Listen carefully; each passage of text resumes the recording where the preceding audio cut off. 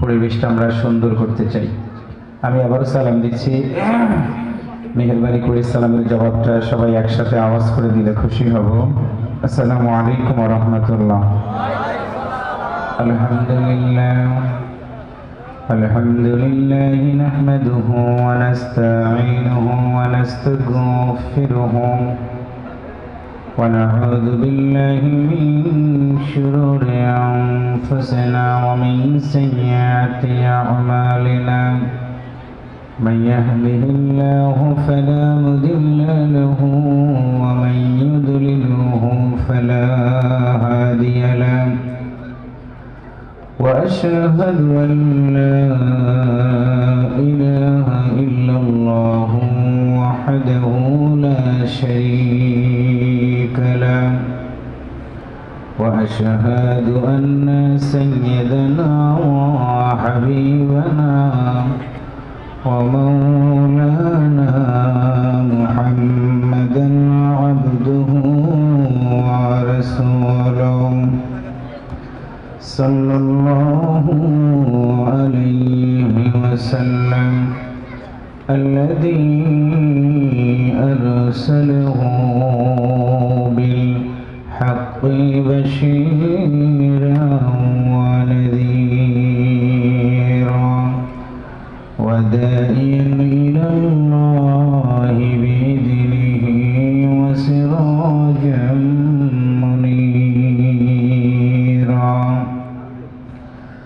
أما بعد فقد قال الله تعالى في كلامه المجيد وفرقانه الحميد. أعوذ بالله من الشيطان الرجيم. بسم الله الرحمن الرحيم.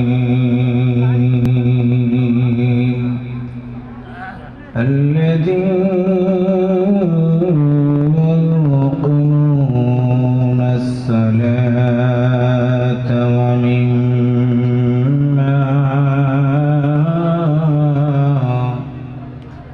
ومما رزقناهم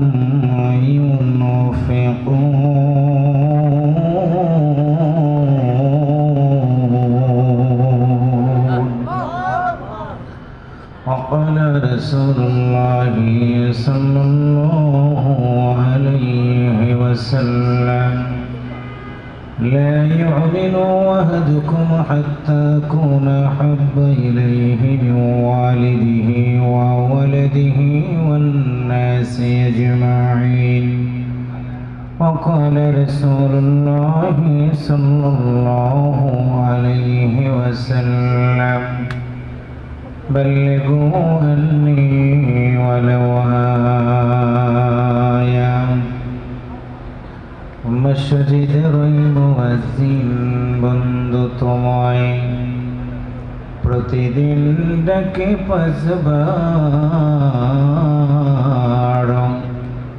হেলাই খেলাই কাটাও সময়, মসজিদে যাও তুমি বন্ধু কতবার।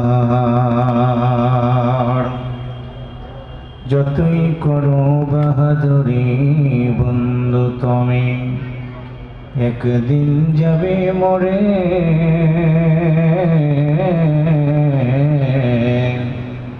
পৃথিবীর মানুষ নিষ্ঠুর হয়ে রাখবে তোমায় মাটির ঘরে, এমন ঘরে রাখবে রে বন্ধু তোমায় যেখানে নাই সাথী,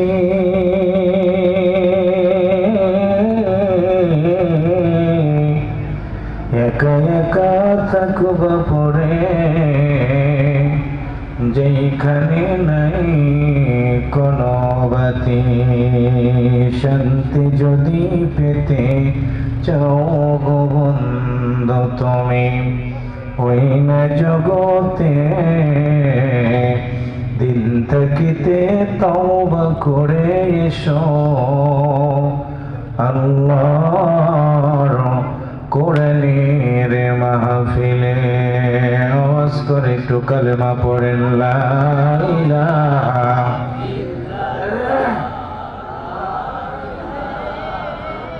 মোহাব্বতে বলেন লা ইলাহা ইল্লাল্লাহ লা ইলাহা সুবহানাল্লাহ ওয়ালহামদুলিল্লাহ লা ইলাহা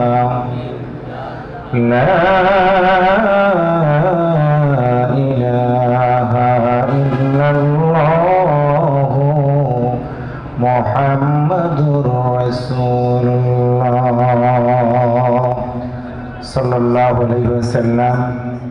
সিরাজগঞ্জ জেলাধীন সলঙ্গা থানার অন্তর্গত ঐতিহ্যবাহী এলাকা রাধানগর পূর্বপাড়া জামে মসজিদের কমিটি কর্তৃক আয়োজিত তৃতীয় বার্ষিকী তাফসীরুল কোরআন মাহফিলের সম্মানিত শ্রদ্ধাভাজন সভাপতি বিশিষ্ট সমাজসেবক আলহাজ মোহাম্মদ আব্দুল হাকিম আকন্দ সাহেব, সম্মানিত প্রধান অতিথি, বিশেষ অতিথি, বিশেষ মেহমান সহ অন্যান্য অতিথিবৃন্দ, আজকের মাহফিলে আমন্ত্রিত হযরত উলামা ইকরামগণ, বিশেষ করে একটু আগে কথা শুনিয়েছেন অত্র মসজিদের সম্মানিত খতিব, বাংলাদেশ মাজলিসুল মুফাসসিরিন সিরাজগঞ্জ জেলা শাখার সম্মানিত সদস্য, আমার অত্যন্ত প্রিয় ভাই, বিশিষ্ট ইসলামী চিন্তক অনলবর্ষী বাগ্মী হযরত মাওলানা মুফতি কুতুবউদ্দিন সাহেব, কথা শুনিয়েছেন অত্র মসজিদের সম্মানিত পেশ ইমাম হযরত মাওলানা আমিনুল ইসলাম সাহেব, আমার সাথে এসেছেন অন্যান্য হযরত উলামা ইকরামগণ, সামনে বসা শ্রদ্ধাভাজন মুরব্বিয়ান ইকরাম, প্রাণপ্রিয় যুবকেরা, বিভিন্ন রাজনৈতিক দলের নেতৃবৃন্দ, ইসলামী আন্দোলনের বিভিন্ন পর্যায়ের দায়িত্বশীল ভাইয়েরা, সম্মানিত সুধীমণ্ডলী, পর্দার আড়ালে সম্মানিতা শ্রদ্ধেয় মা এবং বোনেরা, আল্লাহর ঘর মসজিদকে কেন্দ্র করে আজকের এই কোরআনুল কারীমের মাহফিল, আল্লাহ তাআলা আমাদেরকে এখানে অনেক মানুষের মধ্য থেকে বাছাই করে নিয়ে মুসলিমে কয়েকজন মানুষকে আল্লাহর কোরআনের মাহফিলে বসার সুযোগ করে দিয়েছেন। এই জন্য আমরা অন্তর থেকে আওয়াজ করে বলি আলহামদুলিল্লাহ। সবাই একটু মহাব্বতে বলি আলহামদুলিল্লাহ। দরুদ ও সালাম পেশ করছি প্রিয় নবীর প্রতি। আমরা যেদিন মরে যাব, মরে যাওয়ার পরে যেই নবীর নামে আমাদের সবাইকে কবর জগতে রেখে দিয়ে আসা হবে, আজকের এই মাহফিল থেকে সে রাসূলের প্রতি জানাই দরুদ ও সালাম।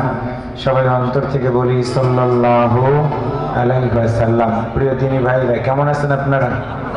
আর শুনে মনে হচ্ছে তাবারক দেওয়া লাগবে। তাবারক তো নাই মনে হয়। দুপুরে যে খাবার খাইছেন আপনারা, খেয়ে খেয়ে মানুষ ঘুমাইতেছে আর কি। এটা একটা স্বভাব হয়ে গেছে। হালখাতা করলেই বরকত থাকে না, বুঝছেন? টাকা হয় কিন্তু বরকত হয় না। আমি সারা বাংলাদেশে এই কথাটা বলি, দিনের বেলা আমরা হালখাতা করে টাকা নেই, কিন্তু মূলত মা বাবার জন্য যে দোয়া সেইটা আমরা করতে পারি না। কথা বলেন ঠিক না ভাইরা? রাধানগর গ্রামটা এখন এক ভাগে বিভক্ত হয়ে গেছে, দুই ভাগ তো নাই। এই গ্রামে দেখেন, আমি সরকার গোষ্ঠীর দিকে যদি তাকাই, মন্ডল গোষ্ঠীর দিকে যদি তাকাই, ভূয়া গোষ্ঠীর দিকে যদি তাকাই, তারা এখন আরামসে ভাব দেখায় ঘুমাইতেছে। হাসানপুর, ধোবাকান্দি, চড়িয়া, এরপর আশেপাশের লোকজন দিয়ে যতগুলো মানুষ বসে, এই গ্রামের লোকেরা বাড়িতে ঘুমাইতেছে। ভদ্রলোক নাম্বার 1 তো এরা বেশি ভদ্রলোক না। গ্রামের নাম রাধা, তারপর আবার নগর। সেই গ্রামের মানুষ বাড়ির কাছে ইন্টারচেঞ্জ হয়ে গেছে। সারা জেলার লোকেরা তাদেরকে দেখতে আসে। কি দাম! এই মাঝখানে কুলাবে না। মরে যাওয়ার পরে দেখবা, আজকে কোরআনের মাহফিলে বসে আছো, তোমার বাবা কবরে, তুমি বাড়িতে ঘুমাও, লজ্জা করে না তোমার? তোমার মা কবরে ঘুমাই, তুমি মাহফিলে আসো না, বাড়ি থেকে ঘুমাও, লজ্জা করে না? শুনে রাখো, আমার মাইকের আওয়াজ রাধানগরের বাসী শুনতেছি কিনা আমি জানি না। যত টাকা হন অসুবিধা নাই। আপনার সেমদিন চেয়ারম্যানের টাকা কম ছিল না, মরে গেছে। অনেক দামি দামি ব্যক্তি চলে গেছে দুনিয়া থেকে। মরে যাওয়ার পরে বুঝবেন কত ধানে কত চাল। দিনের বেলা যত বড় ব্যস্ততাই থাকেন না কেন, দিনের বেলা কোরআনের মাহফিল হয়, রাত্রিতে কোরআনের মাহফিল হচ্ছে। আপনার উচিত ছিল সন্ধ্যার পরে এসে মাহফিলে বসে আধা ঘন্টা 1 ঘন্টা বয়ান শুনে আপনার বাবা মার জন্য দোয়া করে বাড়িতে যাওয়া। আওয়াজ করে বলেন কথা ঠিক কিনা? শুনে রাখেন, কান ফেলে যারা ঘুমাইতেছেন ল্যাপ একটু সরান। আজকে আপনি মাহফিলে আসেন না, আপনার সন্তানকে নিয়ে ঘুমাইতেছেন। আপনি যেদিন মারা যাবেন ঠিক আপনার সন্তান মাহফিলে আসবে না, আপনার জন্য দোয়া করবে না। আপনি সেদিন বুঝবেন একটা সন্তানের দোয়ার কত দাম। কি ভাবতেছেন আপনারা? আলেমদেরকে দাওয়াত দিয়ে বেইজ্জতি করবেন, কোথায় পেয়েছেন? এখন অস করে আসলাম 20,000 লোকের মধ্যে। রাধানগরের লোকের এমন কোন ভদ্রলোক আপনারা হন নাই যে কোরআনের মাহফিলে না আসলেই আপনারা বড় মুসলমান হয়ে যাবেন না। কোরআনের সাথে বেয়াদবি করলে যাই হন না কেন কপাল পুড়ে যাবে। এটা আপনাদের পারিবারিক মাহফিল, মসজিদের মাহফিল। উচিত হলো আপনাদের এখানে এসে বসে কোরআনকে সহযোগিতা, কোরআনের মাহফিলের সহযোগিতা করা। আওয়াজ করে বলেন কথা ঠিক না ভাইয়েরা? আয়োজন যারা করেছেন আমি অনেক ধন্যবাদ জানাচ্ছি। দুপুরে অনেক বড় প্রোগ্রাম করেছেন, তবে খোঁজ যদি নিয়ে দেখি ফজরের নামাজ কয়জন পড়ছেন হিসাব করে দেখলে পাবো না।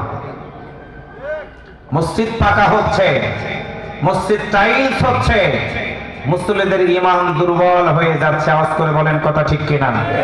এই জন্য আমি আজকে আপনাদের সামনে কোরআনুল কারীমের সূরা আনফালের 3 নম্বর একটা আয়াত তেলাওয়াত করেছি। আল্লাহ তাআলা বলেন, আমি তোমাদের সৃষ্টিকর্তা। একসাথে বলেন, আমাদের সৃষ্টিকর্তা কে? আরেকটু জোরে বলেন, কে? আল্লাহ বলেন, আমি একদিন তোমাদের মৃত্যু দিব। আপনাদের এলাকা থেকে আজরাইল আসে? কুদ্দুস চাচা কয়েকদিন আগে মরে গেল, মোবারক সাহেব কয়েকদিন আগে মরে গেল, এরপর আরো কয়েকজন মানুষ দুনিয়া থেকে বিদায় হয়ে গেল। কয়েকদিন আগে আমি হাটিকুমলের একটা জানাজায় গিয়েছিলাম। ইয়াকুব চাচার ভাই কি যেন নাম, জলিল চাচা মারা গেছে, তার জানাজায় গিয়েছিলাম। প্রতিদিন কেউ না কেউ দুনিয়া থেকে বিদায় হয়ে যাচ্ছে, মানুষ মরে যায়। সেই দৃশ্য দেখে আমরা ভালো হই না। ভালো আর হব কবে? বাড়ির জায়গায় বাড়ি থাকতেছে, গাড়ির জায়গায় গাড়ি থাকতেছে, আদরের বউ থাকতেছে বাড়িতে। আমার মতো মানুষটাকে এতিমের মতো, কাঙ্গালের মতো কবরের ভিতরে নিয়ে যাচ্ছে। কবরের ভিতরে নিয়ে যাচ্ছে, আমাকে ঢেকে রাখবে মাটি দিয়ে। ওইখানকার অবস্থায় আমি এইখানে আসার আগে মালয়েশিয়া থেকে ফোন করে আমার একটা মাহফিলের ডেট চাইলো। মালয়েশিয়াতে আমার একটা ডেট চাচ্ছে। 1 মিনিটের মধ্যে মালয়েশিয়া থেকে আমার সাথে ভিডিও কনফারেন্সে দেখা হলো। কিন্তু আপনাদের পাশেই তো গোরস্থান, মানুষকে রেখে দিয়ে এসেছেন, বছরের পর বছর যায়, আমরা কি তাদের কোনো খবর পাই? মনে রাখবেন, দুনিয়াতে বিপদের মধ্যে পড়লে কেউ না কেউ বাঁচাবে, মরে যাওয়ার পরে বিপদে পড়লে কেউ বাঁচাবে না। আজকে পরিষ্কার বক্তব্য শুনবেন, আপনার সন্তান আপনার জন্য কি করবে, আর আপনি মরে যাওয়ার পরে আপনার সন্তানের জন্য কি করবেন। হৃদয় থেকে কথাগুলো শুনবেন। সূরা আনফালের 3 নম্বর আয়াত, 2টি শর্ত। আল্লাহ বলেন, যদি মানো আমি তোমাদের জান্নাত দিয়ে দিব। সুবহানাল্লাহ, জোরে বলেন। 1 নম্বর, আল্লাযীনা ইউকিমুনাস সালাত, যারা নামাজ কায়েম করে, আল্লাহ বলেন আমি তাদের জান্নাত দিব। সুবহানাল্লাহ, জোরে বলেন। 2 নম্বর হলো ওয়া মিম্মা রাযাকনাহুম ইউনফিকুন, আল্লাহ বলেন যারা আমার জন্য, দ্বীনের জন্য, আল্লাহর জন্য, আল্লাহর ঘরের জন্য, মসজিদের জন্য, মাদ্রাসার জন্য, দ্বীনের জন্য যারা ব্যয় করে, ওয়া মিম্মা রাযাকনাহুম ইউনফিকুন, আল্লাহ বলেন যারা আমার জন্য ব্যয় করে আমি আল্লাহ তাদেরকে জান্নাত দিয়ে দিব। সুবহানাল্লাহ, জোরে বলেন। তাহলে বিষয়টা হলো 2টা কাজ করবে যারা আল্লাহর জান্নাতে যাবে তারা। একসাথে বলেন, 2টা কাজ করবে যারা, বলেন 2টা কাজ করবে যারা আল্লাহর জান্নাতে যাবে তারা। কত টাকার? একসাথে বলেন কত টাকার? কোন সূরা? সূরা আনফাল। কোন সূরা? কত নম্বর আয়াত? 3। কত নম্বর আয়াত? একটু মারহাবা বলেন, একটু আল্লাহু আকবার বলেন, সুবহানাল্লাহ জোরে বলেন। আমরা একটু তাকবীর দিব। এই যুবক গেটে কেন? এই ঢোকো, নইলে বাড়ি থেকে ঘুমাও। ইন্টারচেঞ্জের প্রতিটা পিলারের কাছে আমাদের এলাকার যুবকেরা মদ খায়, আমাদের যুবকেরা নেশা করে। কার সন্তান? আপনার সন্তান। আপনি পরহাজগিরি ভাব দেখান, আপনার সন্তান চুরি করে। 2 দিন আগে আমাদের গ্রামের এই জামাল কাকার ছেলের বাড়ি থেকে গরু চুরি হয়ে গেছে। কারা চুরি করেছে? আমাদের এলাকার চোর আছে বিদেই চুরি হয়েছে। যেই গ্রামে চোর নেই সেই গ্রামে চুরি হয় না। কথা বলেন ঠিক না ভাইরা? ওর বাড়ির ঘর কোনটা, দরজা কোনটা, জানালা কোনটা নিঃসন্দেহে কেউ না কেউ দেখাই দিয়েছে। এরপরে গাড়ি ঠেকায়, পিকআপ গাড়ি ঠেকায় চুরি করে নিয়ে গেছে। তার মানে কি আপনার ছেলে চোর, ডাকাত, লম্পট, বদমাইশ, গুন্ডা আপনার মতো বাবার কারণে হয়েছে। আপনি সন্তানদেরকে ঠিক মতো গোছাইতে পারেন নাই। আওয়াজ করে বলেন কথা ঠিক কিনা? প্রতিদিন হাইওয়ে থানায় চোরেরা চোরদেরকে ধরার জন্য ব্যস্ত হয়ে যায়।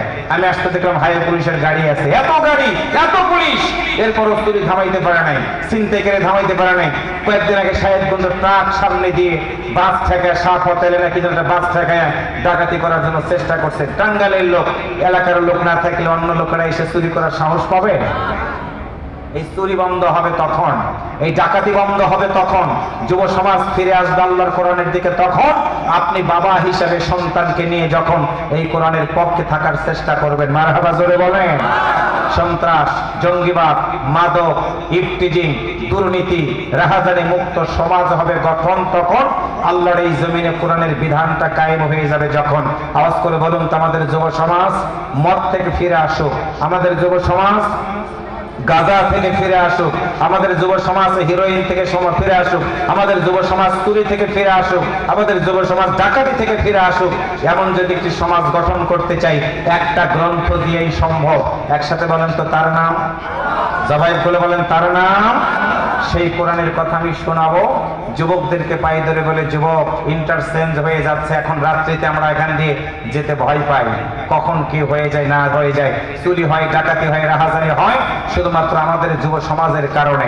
যুবক তোমাদেরকে পায়ে ধরে বলি, চুরি করে বাড়ি করবা, এই বাড়ি ছেড়ে কবরে যাবা, চুরি করে ডাকাতি করে রাহাজানি করে সম্পদের মালিক হবা, এই সম্পদ ছেড়ে যেদিন মরে যাবা সেদিন বুঝবা তোমার আত্মীয় স্বজন সন্তান সন্ততি কেউ তোমার কাজে আসবে না। ওই দিন বুঝবা ভাই আজকে রাকিবুল ইসলাম ওয়াজ করে গেছিল, শুনেছি কিন্তু মানি নাই, সেদিন বুঝবা কত দাম আজকের এই আলোচনা। সব একটা তাকবীর জানতে একসাথে লিল্লাহি তাকবীর। হয় নাই ঘুমাবেন না, বাদাম খাবেন, আমার দিকে তাকাবেন, আলোচনা শুনবেন হৃদয় দিয়ে, জীবনের শেষ মাহফিল হতে পারে। এটা আওয়াজ করে তাকবীর জানতো দেখে লিল্লাহি তাকবীর। তাকবীর দাও তো দাদা। নারে তাকবীর, নারে তাকবীর, আল কোরআনের আলো, আল কোরআনের আলো, নারে তাকবীর। সবাই একটু মারহাবা বলেন। ওর যে কণ্ঠ মাইক লাগে নাই, ওর বাড়ি সাহেবগঞ্জ মনে পেয়ে গেছে আর কি, আর বউ মনে হয় আওয়াজ শুনছে যে আমার স্বামী তাকবীর দিছে। একটু মারহাবা জোরে বলেন। করুন সবাই আমার সাথে, আমি তেলাওয়াত শেষ করবো, একটু আল্লাহু আকবার আওয়াজ দিয়ে বলবেন, আশেপাশে যারা আছে তারা যেন বোঝে যে না মাহফিলের মোটামুটি পরিবেশ হয়ে গেছে। আলহামদুলিল্লাহ অনেকটা হয়েও গেছে আর কি। আমি হৃদয় থেকে আপনাদের কাছে দোয়া চাচ্ছি, আমরাও দোয়া করছি মাহফিলটা যেন আল্লাহ তাআলা কবুল করেন। একসাথে বলি আমিন। তাহলে বলুন তো, জান্নাতে যদি যেতে চাই কাজ করব কয়টা? একসাথে বলেন কয়টা? কথাটা বলেছেন কে? কোন সূরা? আনফাল। কোন সূরা? কত নম্বর আয়াত? একসাথে বলেন কত নম্বর আয়াত? পড়ুন সবাই আমার সাথে। আউযু বিল্লাহি মিনাশ শাইতানির রাজীম। বিসমিল্লাহির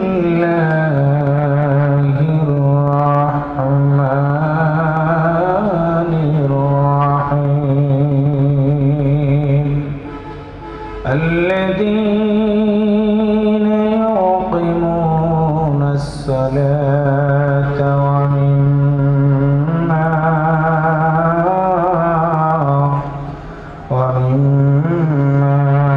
رزقناهم ينفقون।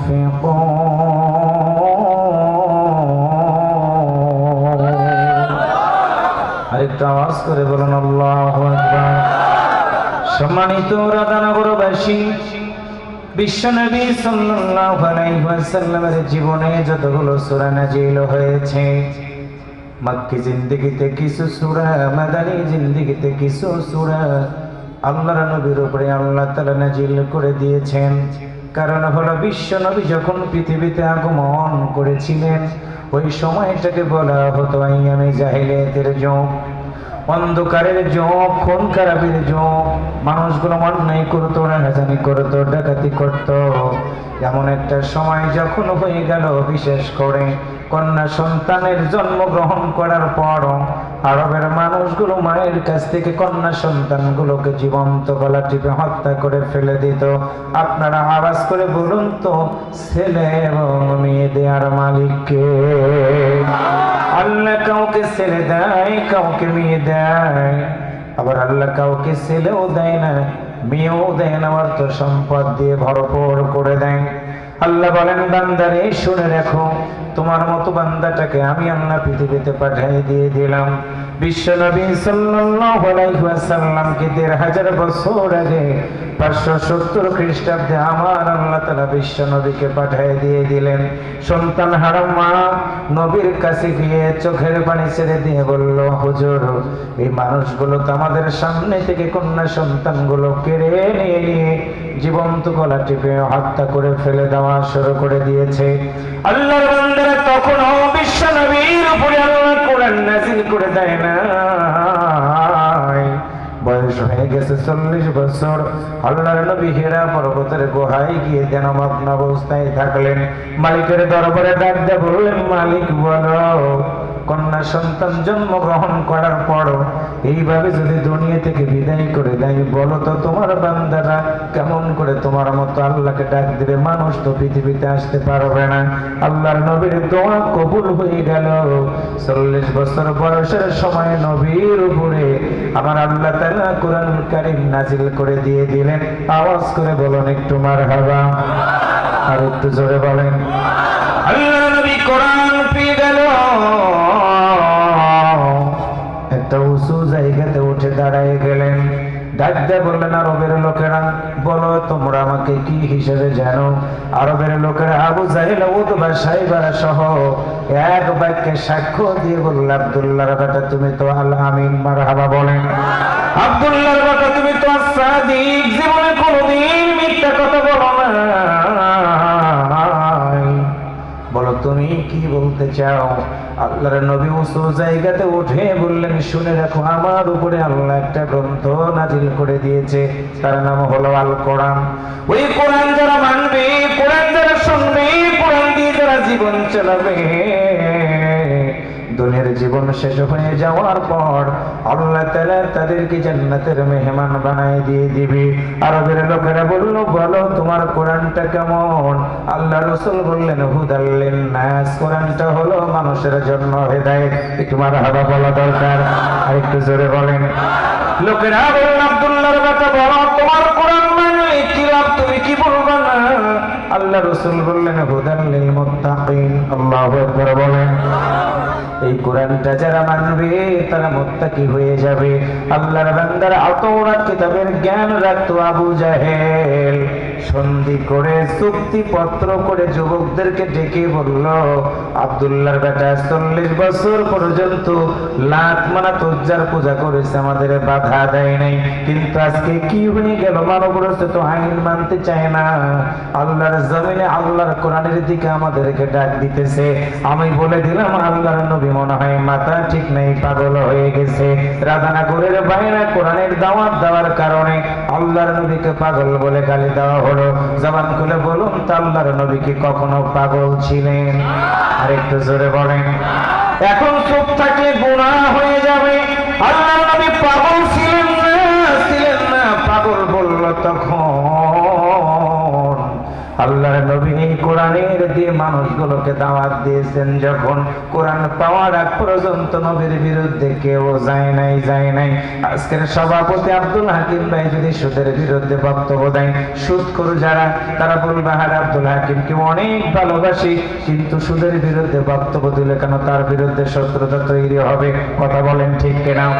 উনি যদি ঘুষের বিরুদ্ধে বক্তব্য দেয়, যে অফিসাররা ঘুষ খায়, চাঁদাবাজি করে, মানুষের কাছ থেকে টাকা খায়, ঘুষ খায়, বলবে হাকিম ভাইকে, আব্দুল হাকিম ভাইকে অনেক ভালোবাসি, কিন্তু আমি যে ঘুষখোর অফিসারকে তারে বলে দিল, তার সাথে সম্পর্ক রাখবে না।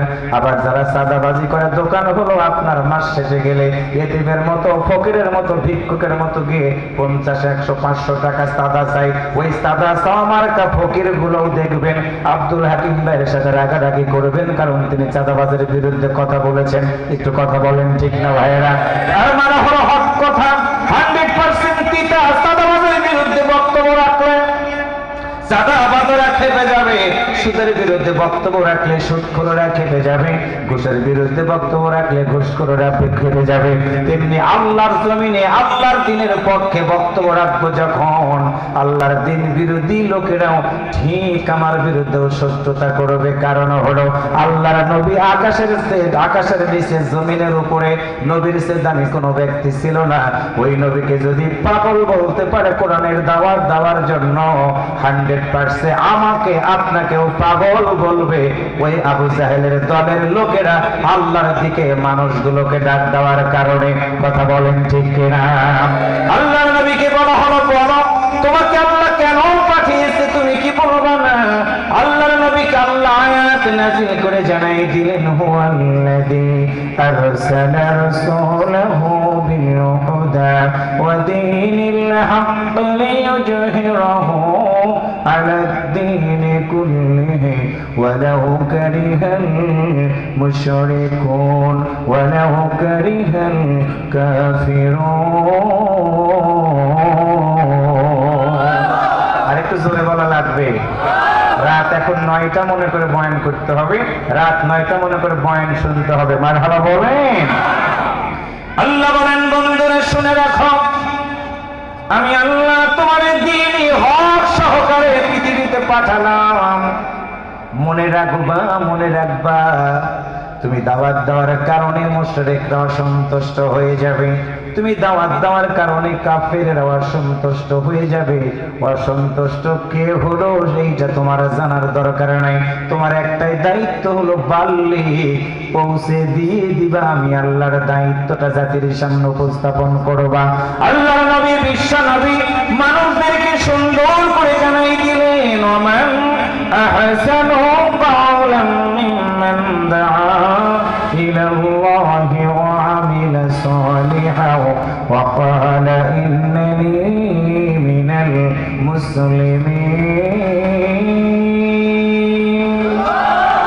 আল্লাহ বলেন বন্ধুরে বলে দাও ওই ব্যক্তির কথার কার কথা উত্তম হবে ভালো হবে সুন্দর হবে যেই ব্যক্তি মানুষদেরকে আল্লাহর পথে আহ্বান করে আমার দিনী ভাইরা রাজানা করে যুবকেরা সুন্দর করে কোরআনের মাহফিলের আয়োজন করুন একটা স্লোগান শেষে লেখা আছে উক্ত মাহফিলে আপনারা দলে দলে যোগদান করিয়া দুজাহানের কামিয়াবি হাসিল করুন আল্লাহর কানা বান্দারা দেখে নাই বদির বান্দারা শোনে নাই দুইটা জাহানের কথা এই যুবকেরা বলেছে দুইটা জাহান হলো একটা দুনিয়া আর একটা হলো আলমে বরজাক আখিরাতের জীবন দুনিয়ার কানা মানুষগুলো এই পোস্টারটা চোখে দেখে নাই বিদায় কোরআনের মাহফিল থেকে বাড়িতে গিয়ে কানার মতো ঘুমাইতেছে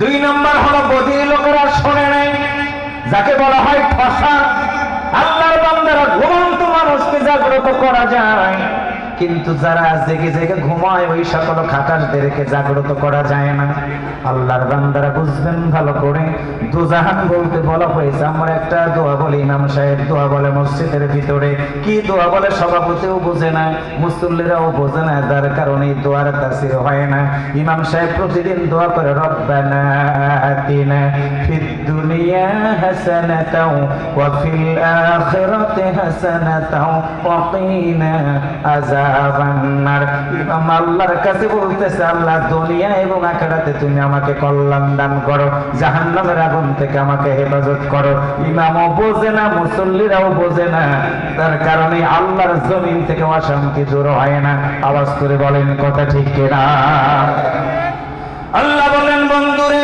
শুনে রাখো আমি আল্লাহ তোমাদের জানাই দিলাম মানুষগুলোকে তুমি আল্লাহর দিকে ডাকো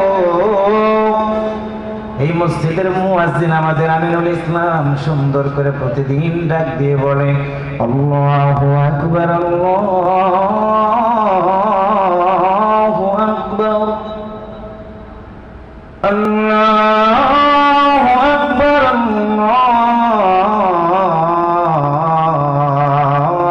আল্লাহু আকবার মুসল্লিদের কানের ভিতরে ঢোকে কিন্তু মসজিদে আসে না কথা বলেন ঠিক না ভাইরা খাবার সময় হয়ে খাওয়া বন্ধ করে না অফিসে যাওয়ার সময় হয়ে গেলে অফিসে যাওয়া বন্ধ করে না দোকানদারি করবেন দোকান খোলা লাগবে সেইটা বন্ধ হয় না শুধুমাত্র একটা কাজই বন্ধ হয় আজান হয়ে যাওয়ার পরে মুসল্লিদের পা দিয়ে মসজিদের ভিতরে ঢোকা বন্ধ হয় এবার একটু হাদিস শোনাই যাই সেটা হলো আল্লাহ রাসূল বলেছেন আল্লাহর বান্দা বান্দিরা বুঝবা ভালো করে তুমি মা তুমি বাবা তোমার সন্তান সন্ততির জন্য তুমি হইলা দায়িত্বশীল কুল্লুকুম রাঈন ওয়া কুল্লুকুম মাসউলুন আন রায়াতিহি আল্লাহু আকবার বলেন এবার আসেন যারা বিল্ডিং বানালেন বাড়ি বানালেন গাড়ি বানালেন লক্ষ লক্ষ টাকা ব্যাংকে জমা রাখলেন তাদের জন্য আলোচনা একদিন আপনার মৃত্যু হয়ে যাবে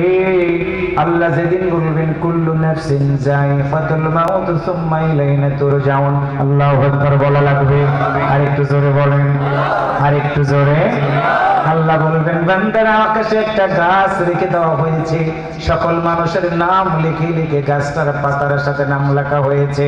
আল্লাহ যেদিন বলবে বান্দি রে বান্দারে আজকে তোমার হায়াতের রশি শেষ হয়ে গেছে রে, আজরাইল যাবে তোমার বাড়িতে।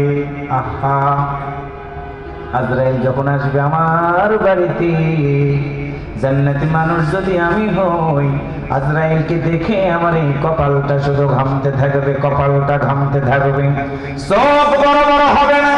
আল্লাহর বান্দারা ডান দিকে বাম দিকে তাকায় তাকায় বলবে আমার সন্তানেরা শুনে রাখো, তোমাদের জন্য সুন্দর বাড়ি রেখে দিলাম, তোমাদের জন্য ব্যাংকের টাকা আমি জমা করে রেখে দিয়ে দিলাম, কিন্তু এই যে দরজার সামনে কে যেন দাঁড়ায়, ওই ব্যক্তিটাকে আমি আমার দুইটা চোখ দিয়ে কোনোদিন দেখি নাই, ওই ব্যক্তিকে কোনোদিন আমি চোখ দিয়ে দেখি নাই, দেখি নাই।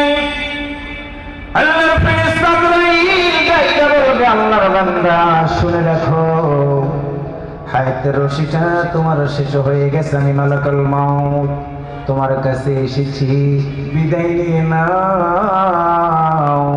তোমার সন্তানদের কাছ থেকে চিরদিনের জন্য বিদায় নিয়ে নাও, স্ত্রীর কাছ থেকে বিদায় নিয়ে নাও। আল্লাহর বান্দার কথাটা শুনবে, তখনই তার দিলের ভিতরে ভয় ঢুকে যাওয়ার কারণে গাটা ঘামতে থাকবে, শরীরটা ভিজে যাবে, যদি হয় শীতের রাত, ঘামতে থাকবে গোটা শরীর। আজরাইলকে দেখে মানুষের পেশাব পায়খানা বেরিয়ে যাবে রে ভাই। আল্লাহু আকবার, আর একটু জোরে বলেন।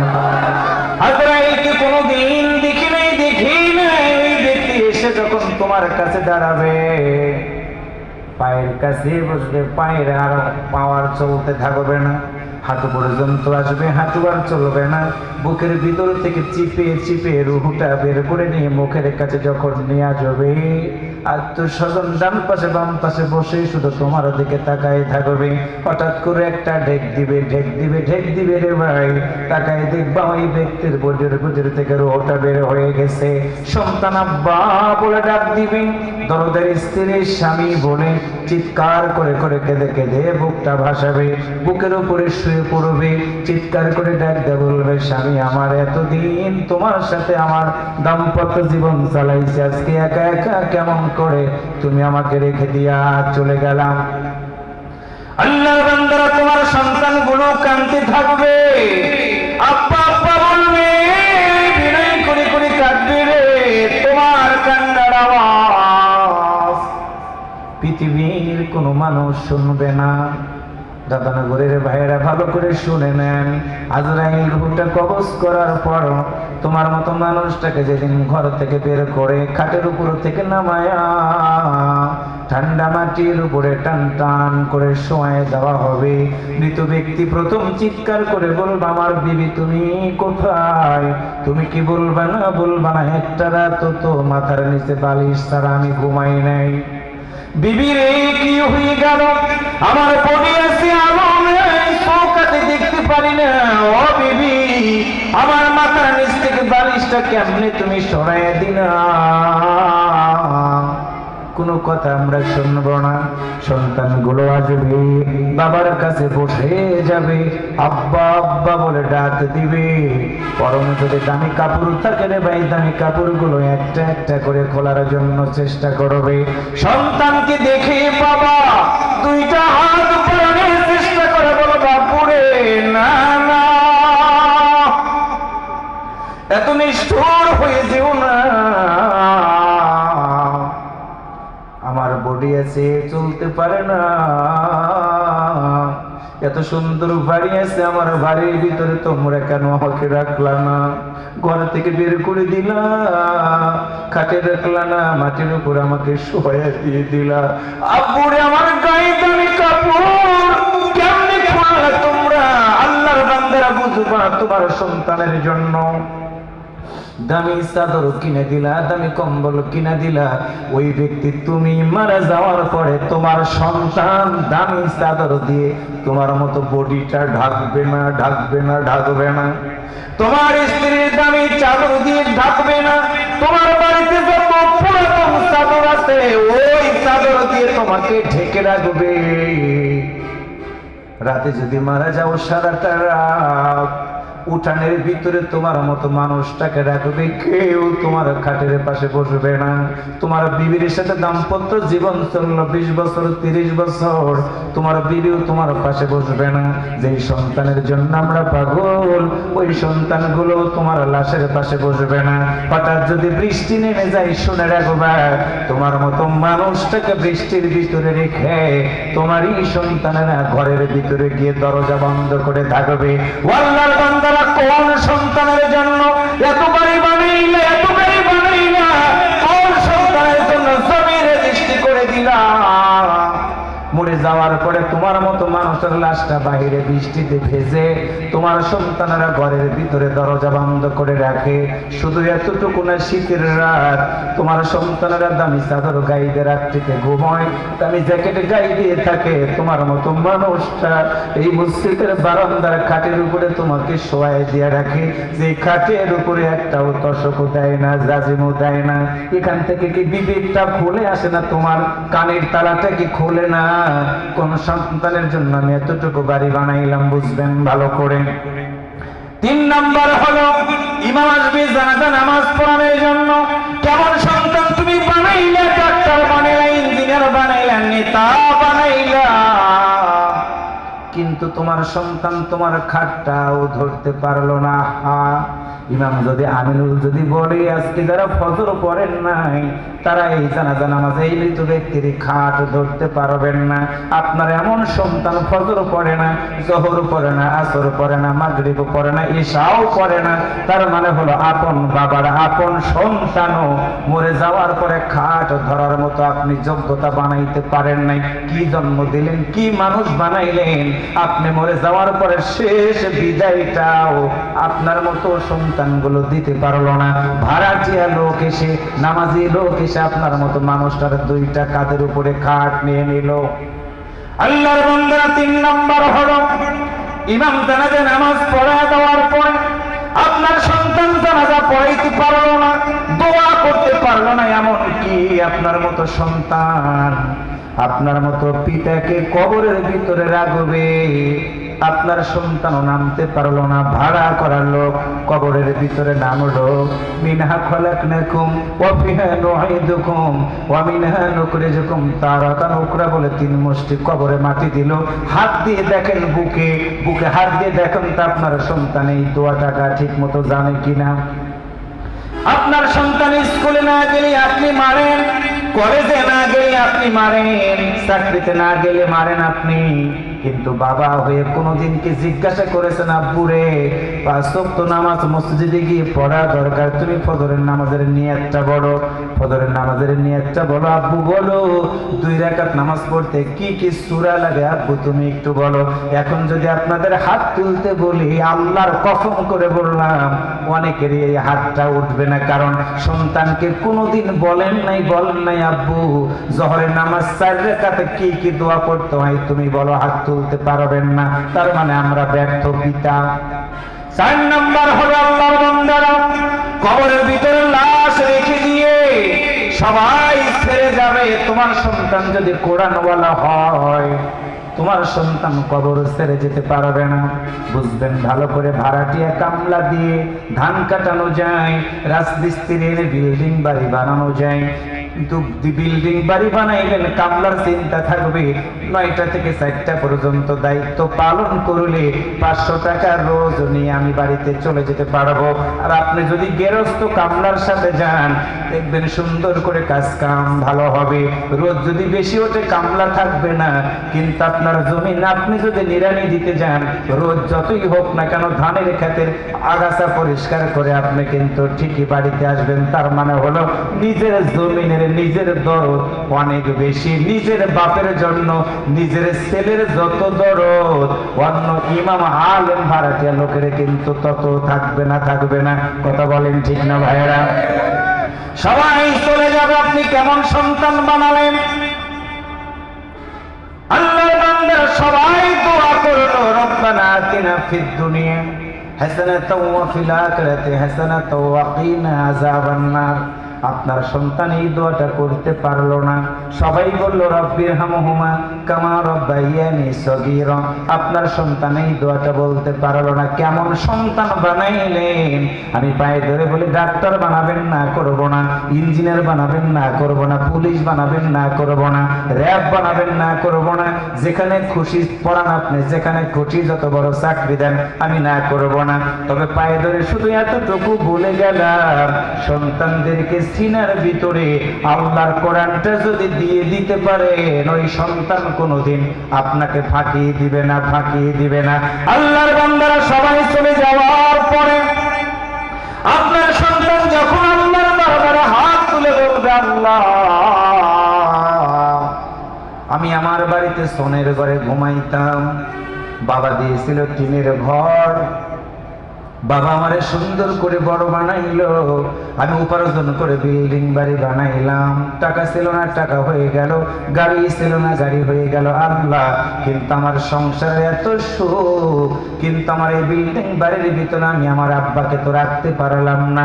এই কথাগুলো মনে হয়ে যাবে যখন, সন্তানের চোখ বেবে পানিগুলো গড়িয়ে পড়বে, তখনই বলবেন রব্বিরহামহুমা কামা রাব্বায়ানি সগীরা।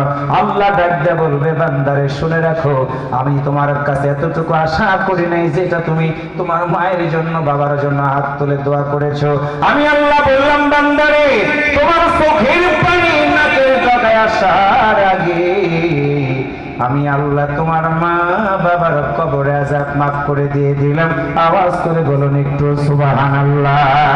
এই জন্য রাধানগরের ভাইরা, জমিদার পাড়ার মানুষ আপনারা, সরকার বাড়ির মানুষ আপনারা, মন্ডল বাড়ির মানুষ আপনারা, পায়ে ধরে আপনাদেরকে বলে গেলাম, পরিবারের পক্ষ থেকে বাবা মা মারা গেলে একটু হৃদয় থেকে দোয়া করা শেখেন, সন্তানদেরকে আলেম বানান, সন্তানদের সিনার ভিতরে কোরআনটা শিখিয়ে দেন। বুঝবেন একটা জিনিস, সেটা হলো কেউ না কেউ আগে, কেউ না কেউ পরে একদিন দুনিয়ার জীবন শেষ করে আমাদেরকে চলে যেতে হবে। মরে আমরা ঠিকই যাব, কিন্তু কি নিয়ে যাব? এই জন্য আমি আজকে আপনাদের সামনে সূরা আনফাল থেকে 3 নম্বর আয়াতের আলোচনা শোনাইতেছি। 1 নম্বর হলো আল্লাযীনা ইউকিমুনাস সালাত, নিজে নামাজ পড়বেন, সন্তানটাকে নামাজ পড়াবেন, নিজে নামাজ পড়বেন, স্ত্রীকে নামাজ পড়বেন, নিজে বিড়ি খাবেন, সন্তানদেরকে দিয়ে বিড়ি ধরায় নিয়ে খাবেন। বাংলাদেশের মানুষ এত ব্যাকিল, দুধ বেচে বিড়ি কিনা খায়। কথা বলেন ঠিক না ভাইয়েরা? আল্লাহর বান্দারা, পায়ে ধরে বলে গেলাম, পায়ে ধরে বলে গেলাম, সন্তানদেরকে, ছোট্ট বাচ্চাদেরকে মসজিদের ভিতরে নিয়ে যাবেন। আবার কিছু মুরব্বী আছে, 5 নাম্বার 1, ছোট্ট বাচ্চাদেরকে দেখলে মাথা গরম হয়। পায়ে ধরে বলে, মুরব্বী না না, ছোট্ট বাচ্চা যেই সময় মসজিদের ভিতরে ঢুকেছে ওই সময় আপনি তো প্যান্টই পরেন নাই। পায়ে ধরে বলে গেলাম, ছোট্ট বাচ্চাদেরকে মসজিদের ভিতরে নিয়ে যাবেন, ওরা দুষ্টামি করবে, একটু এদিক সেদিক দৌড়াদৌড়ি করবে, কিন্তু এটাই হলো ওই মসজিদটাতে আবাদ করার লক্ষণ তৈরি হয়ে গেল। আপনি থাকবেন না, থাকবেন না। যেমন আজকে মাহফিলে যারা বসে আছেন, সন্তানদেরকে সাথে নিয়ে এসেছেন, আল্লাহর ঘরের জন্য দান করতেছেন, ওই সন্তান দেখতেছে আমার আব্বা মাহফিলে গিয়ে বয়ান শুনেছে, আমার আব্বা মসজিদের জন্য টাকা দান করেছে। অটোমেটিকলি ওই সন্তান যেদিন বড় হবে দেখবেন মাহফিলেও বসবে, তার সন্তানদেরকেও মাহফিলে নিয়ে আসবে। আপনি মাহফিলে আসেন নাই, আপনার সন্তান মাহফিলে আসতে পারে নাই। আপনি মাহফিলে আসেন নাই, আপনার সন্তানগুলো কোরআন শুনতে আসেন নাই। তার মানে হলো আপনি নেতা হিসেবে অনেক বড়, মুরব্বী হিসেবে অনেক বড়, কিন্তু আল্লাহর কোরআনের জ্ঞান আপনার সিনার ভিতরে নাই। আল্লাহর কোরআন সাক্ষী রেখে বলে গেলাম, আপনার মতো মূর্খ মার্কা লোক আল্লাহর দুনিয়াতে একটাও নাই। কারণ হলো যেই দেহে কোরআন নাই, কোরআন নাই, ওই দেহের দাম দুনিয়াতে আছে, মরার পরে 4 পয়সাও দাম নাই। কারণ হলো একদিন মরে যাবেন, আল্লাহ আপনার কবরের ভিতরে ফেরেশতাকে পাঠিয়ে দিয়ে বলবে, ও আল্লাহর বান্দা বলো, মান রব্বুকা, বলো তোমার রবকে। আল্লাহু আকবার বলেন। আল্লাহর বান্দারা যদি আল্লাহর কোরআন মানেন, কোরআনের বিধান অনুযায়ী যদি জীবন চালান, অঙ্ক যেমন মুখস্থ চলে না তেমনি রবের বিধান দুনিয়াতে না মানলে কবরের ভিতরে জবাব দেওয়া যায় না। আমি যখন বিদেশে ওয়াজ করার জন্য যাই, এয়ারপোর্টে যাওয়ার সঙ্গে সঙ্গে আমার পাসপোর্টটা আগে নেয়, পাসপোর্টের ভিতরে ভিসা লাগানো আছে, এরপর আমার ভিসাটা তারা চেক করে। 3 নাম্বার হলো যেই বিমানে আমি যাব ওই বিমানের টিকিটটা তারা চেক করে। তার মানে হলো 1 নাম্বার হলো পাসপোর্ট চেক করে, পাসপোর্ট যদি হয় জাল আমাকে তাৎক্ষণিক গ্রেফতার করবে। পাসপোর্ট ভালো আছে, যদি আমার ভিসাটা হয় জাল আমাকে তাৎক্ষণিক গ্রেফতার করবে। ভিসাও ঠিক আছে, পাসপোর্টও ঠিক আছে, যদি টিকিট যদি হয় জাল আমাকে কিন্তু বিমানের ভিতরে উঠতে দিবে না, গ্রেফতার করে নিয়ে জেলখানার ভিতরে রেখে দিবে। কারণ হলো চেহারা যত ভালোই হোক না কেন, দাড়ি টুপি জুব্বা যত বড়ই হোক না কেন, ভিসা যদি জাল হয়, পাসপোর্ট যদি জাল হয়, ইমিগ্রেশনের পুলিশ ভাইরা কিন্তু আপনাকে ছাড়া দিবে না। আল্লাহর বান্দারা এটা যদি বোঝো দুনিয়াতে বোঝার পরে ডানে নেতা বামে নেতা সামনে নেতা পিছনে নেতা, পাসপোর্ট জাল ভিসা জাল, এইটা হওয়ার পরেও যেমন কোন সুপারিশ পুলিশ ভাইরা গ্রহণ করবে না, ঠিক তেমনি করে মরে যাওয়ার পরে তোমার নামের আগে মোহাম্মদ আছে কিন্তু তোমার দিনের ভিতরে ইসলাম নাই, তোমার নামের আগে আলহাজ আছে কিন্তু আল্লাহর জমিনে দিন কায়েম হোক এটা তুমি পছন্দ করো না, আলেমদেরকে ফাঁসি দিলে মিষ্টি খাও, তোমার মতো জালেম কবরের ভিতরে যখনই ঢুকবা তুমিও জাল মুসলমান হিসাবে কবরের ভিতরে ধরা পড়ে যাবা। জাল সিল পড়ে গেলে যেমন বিদেশে যাওয়া যায় না, কবরের ভিতরে জাল মুসলমান হিসাবে ধরা পড়লে আল্লাহর জান্নাতে যাওয়া যাবে না। 1000 নোটের এক পিঠে যদি লেখা থাকে 1000, আর এক পিঠ যদি থাকে জাল, আল্লাহর বান্দার ইমাম হন, বক্তা হন, শ্রোতা হন, জাল টাকা যেমন চলে না ঠিক দুনিয়ার জীবন শেষ করে কবরে যাওয়ার পরে জাল মুসলমানও আল্লাহর জান্নাতে যেতে পারবে না। আল্লাহর জান্নাতে যেতে পারবে তারা সামিনা ওয়া আতানা, আল্লাহর কথা শুনবে মেনে নেবে। সূরা ফাতিহার ওই কথা ইয়্যাকা না'বুদু, আল্লাহ আমরা তোমার ইবাদত করি, ওয়া ইয়্যাকা নাস্তাঈন, আল্লাহ তোমার কাছে সাহায্য চাই, এই কথা যারা মানবে আল্লাহ বলবে কবরের ভিতরে ফেরেশতারা যখন বলবে মান রব্বুকা, বলো তোমার রবকে, অটোমেটিকলি আপনার বুকের ভিতর থেকে বেরিয়ে যাবে রব্বি আল্লাহ। আল্লাহু আকবার বলেন। আল্লাহর বান্দারা আপনি যখনই বলবেন রব্বি আল্লাহ, আল্লাহর ফেরেশতারা আপনাকে ডাক দিয়ে বলবে আল্লাহর বান্দা বলো তো দেখি তোমার নবীকে ছেলে একটা লোককে দেখানো হবে। আমাকে যারা টেলিভিশনে দেখেন অনেকেই চেনেন, যারা ইমামের জুমার নামাজের বক্তব্য দেখেন তারা অনেকেই চেনেন, যারা আমাকে কোনোদিন দেখেন নাই তারা চিনবেন না। আল্লাহর নবীকে আমরা কোনোদিন দেখি নাই, কিন্তু আল্লাহর নবীর উপরে নাযিলকৃত মহাগ্রন্থ আল কোরআন যদি আমরা মানি, আল্লাহর নবীর যদি আমরা দল করি, দুনিয়াতে দল হলো দুইটা, একটা হলো হিজবুল্লাহ আর একটা হচ্ছে হিজবুশ শয়তান। যারা নামাজের দিকে ডাকে তারা হলো হিজবুল্লাহর দল, যারা আল্লাহর আইন চায় তারা হলো হিজবুল্লাহর দল, আর যারা কোরআন বিরোধী শরীয়ত মানে না, তরিকত মানে না, আল্লাহর জমিনে কোরআনের বিধান কায়েম হোক এটা যারা চায় না, চেহারা সুরাত যতই ভালো হোক না কেন তারা হলো শয়তানের দল। আওয়াজ করে বলেন কথা ঠিক কিনা? আল্লাহর বান্দারা এই জন্য আল্লাহর নবীকে দেখে বলা হবে মান হাযা রাসূলুন, বলো কবরের ভিতর ওই ব্যক্তিটাকে। আমরা যারা আল্লাহকে ভালোবাসি, নবীকে ভালোবাসি, নবীকে দেখি নাই কোনোদিন, কিন্তু রাসূলকে দেখে বলবো হাযা রাসূলুন মুহাম্মাদুর রাসূলুল্লাহ সাল্লাল্লাহু আলাইহি ওয়াসাল্লাম। এটা আল্লাহু আকবার জোরে বলেন, আরেকটু জোরে বলেন, আরেকটু জোরে বলেন।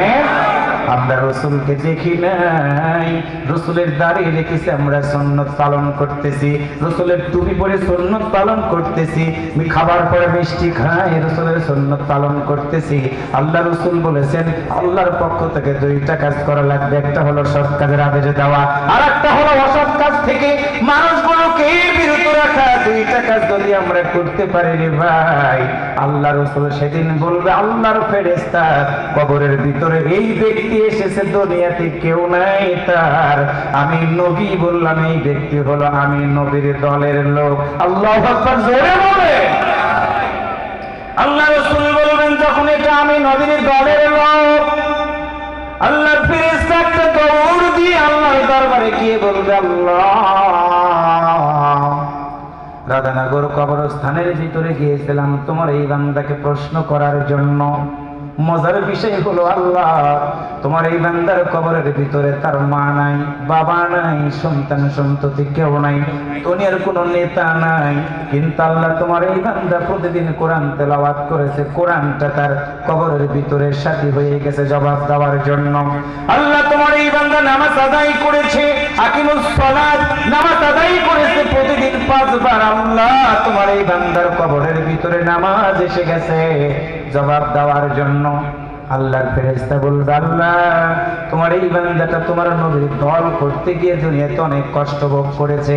আল্লাহ তখন বলবে, ফেরেশতারা বলো, আমার এই বান্দা যেই কোরআন মেনেছে, এটা কি সেই কোরআন যেই কোরআনের জন্য আমার নবী 3টা বছর শিয়াবে আবি তালেবে জেলখানার ভিতরে বন্দী থেকেছে?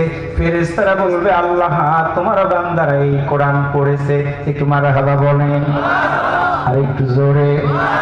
আল্লাহর ফেরেশতা বলবে, আল্লাহ তোমার এই বান্দা কোরআনটা মানতে গিয়ে দুনিয়াতে দুঃখ পেয়েছে, কষ্ট পেয়েছে। আল্লাহ তখন বলবে, বলে এটা কি সেই কোরআন যে কোরআন মানতে গিয়ে আমার নবীকে তাইফের ময়দানে রক্তাক্ত হয়েছে? আল্লাহর ফেরেশতা বলবে, হ্যাঁ। এমন সময় আল্লাহ বলবে, ফেরেশতারা রে শুনে রাখো, শুনে রাখো, রাধানগরের সব মানুষেরা ঘুমায়, আমার কিছু বান্দারা ঘুমায় না, আমার কিছু বান্দারা ঘুমায় না। কোরআন শুনতে গিয়েছে তারা, আমি নবীর কথা শুনতে গিয়েছে তারা, আমার নবীর আনুগত্য করার জন্য সিদ্ধান্ত নিয়েছে তারা।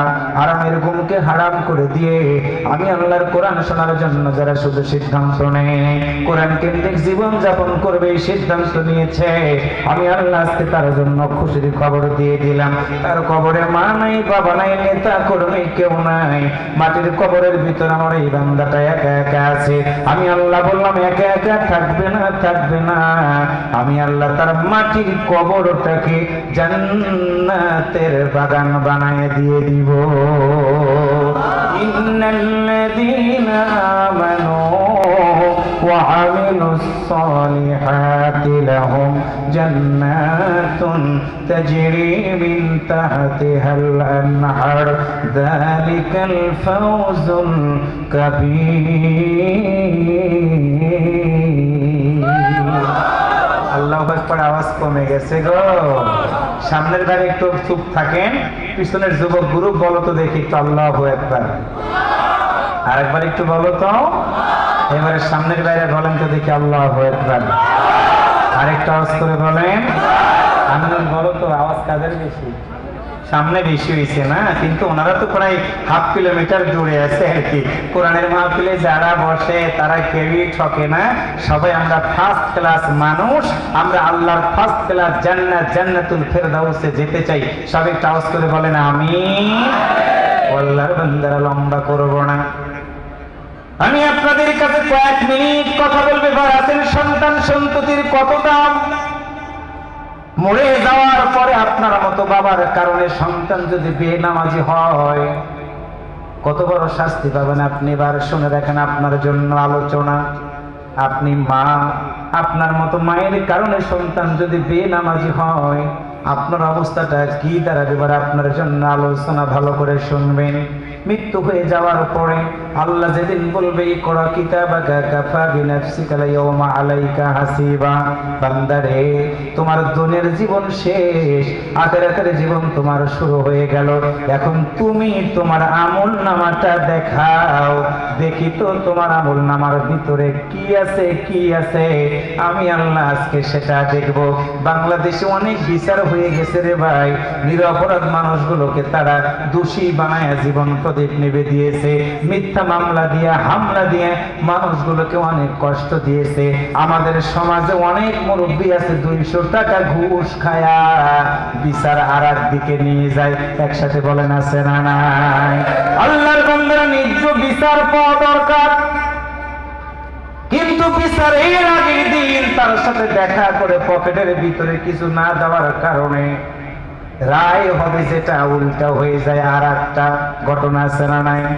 এবার একটু শুনে রাখেন দিনী ভাইয়েরা, মরে যেদিন যাব আল্লাহ বলবেন আজকে কোনো বিচার করার জন্য কাউকে ডাকবো না, কোনো সাক্ষী নেব না, আজকে তোমার জন্যই তুমি সাক্ষী, তোমার হাত সাক্ষ্য দিবে।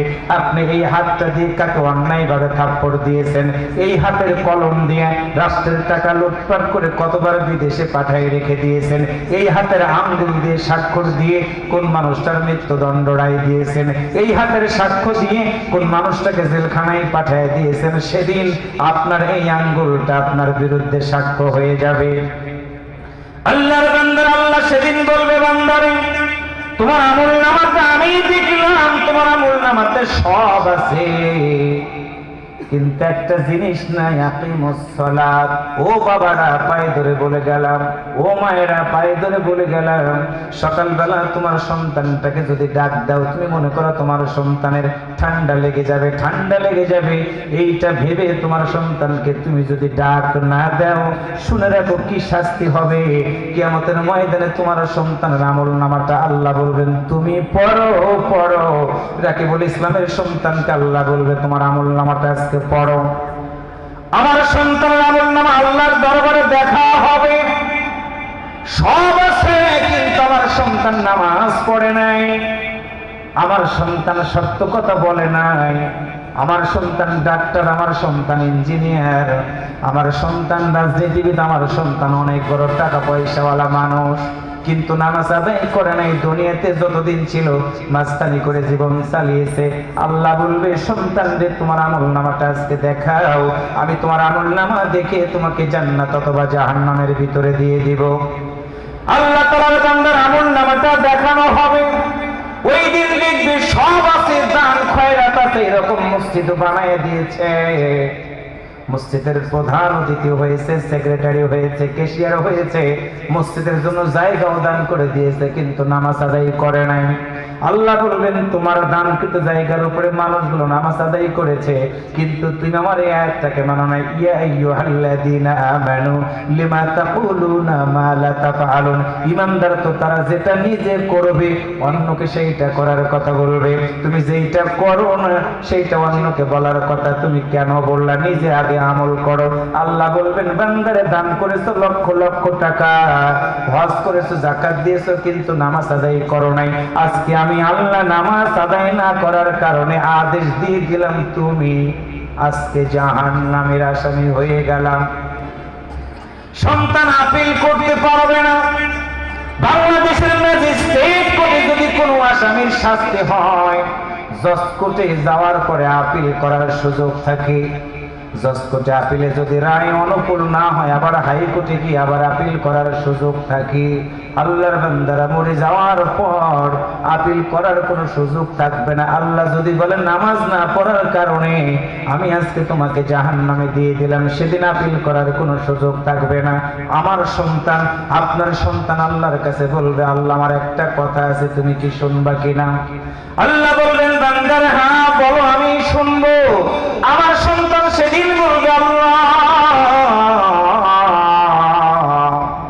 আমার বাবা মা আমাকে আদর করেছে, ভালোবেসেছে, অনেক মহাব্বত করেছে, দেশে লেখাপড়া করায় নাই, বিদেশে গিয়ে লেখাপড়া পর্যন্ত করিয়েছে, আল্লাহ দুনিয়াতে সব কাম করাইছে, কিন্তু কোনো দিন আমার আব্বা আম্মা আমাকে নামাজের জন্য তাকিদ দেয় নাই।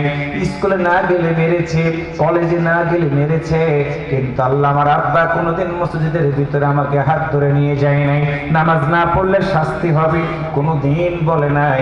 আল্লাহ তখন বলবে তুমি কি তোমার বাবা মার বিরুদ্ধে আজকে অভিযোগ দিতে চাও? সন্তান বলবে হ্যাঁ। আল্লাহ বলবে কি অভিযোগ দিবা? সন্তান বলবে আল্লাহ তুমি তো আল্লাহু গফুরুর রহিম আকামুল হাকিমিন, তুমি ক্ষমাকারী একজন আল্লাহ, তুমি বিচার করবা, ইনসাফ ভিত্তিক বিচার করবা। আমি শাস্তি হয়ে গেছে আমার, জাহান্নামে যাব, আমার কোনো আপত্তি নাই, কিন্তু যেই বাবা মায়ের বুকের উপরে আমি অনেক রাত ঘুম পাড়িয়েছি, কিন্তু আল্লাহ ওই বাবা মার কারণে আমি আজকে জাহান্নামে হয়ে গেলাম। বাবা যদি নামাজের কথা বলতো আমি নামাজ পড়তাম, মা যদি নামাজের জন্য আমাকে ডেকে তুলতো আমি নামাজি হয়ে যেতাম, কিন্তু আল্লাহ তা বলে নাই। আজকে যেই বাবা মার কারণে জাহান্নামে গেলাম, আমার বাবা আমাকে তুমি জাহান্নামের দরজাতে শোয়া দিয়ে দাও।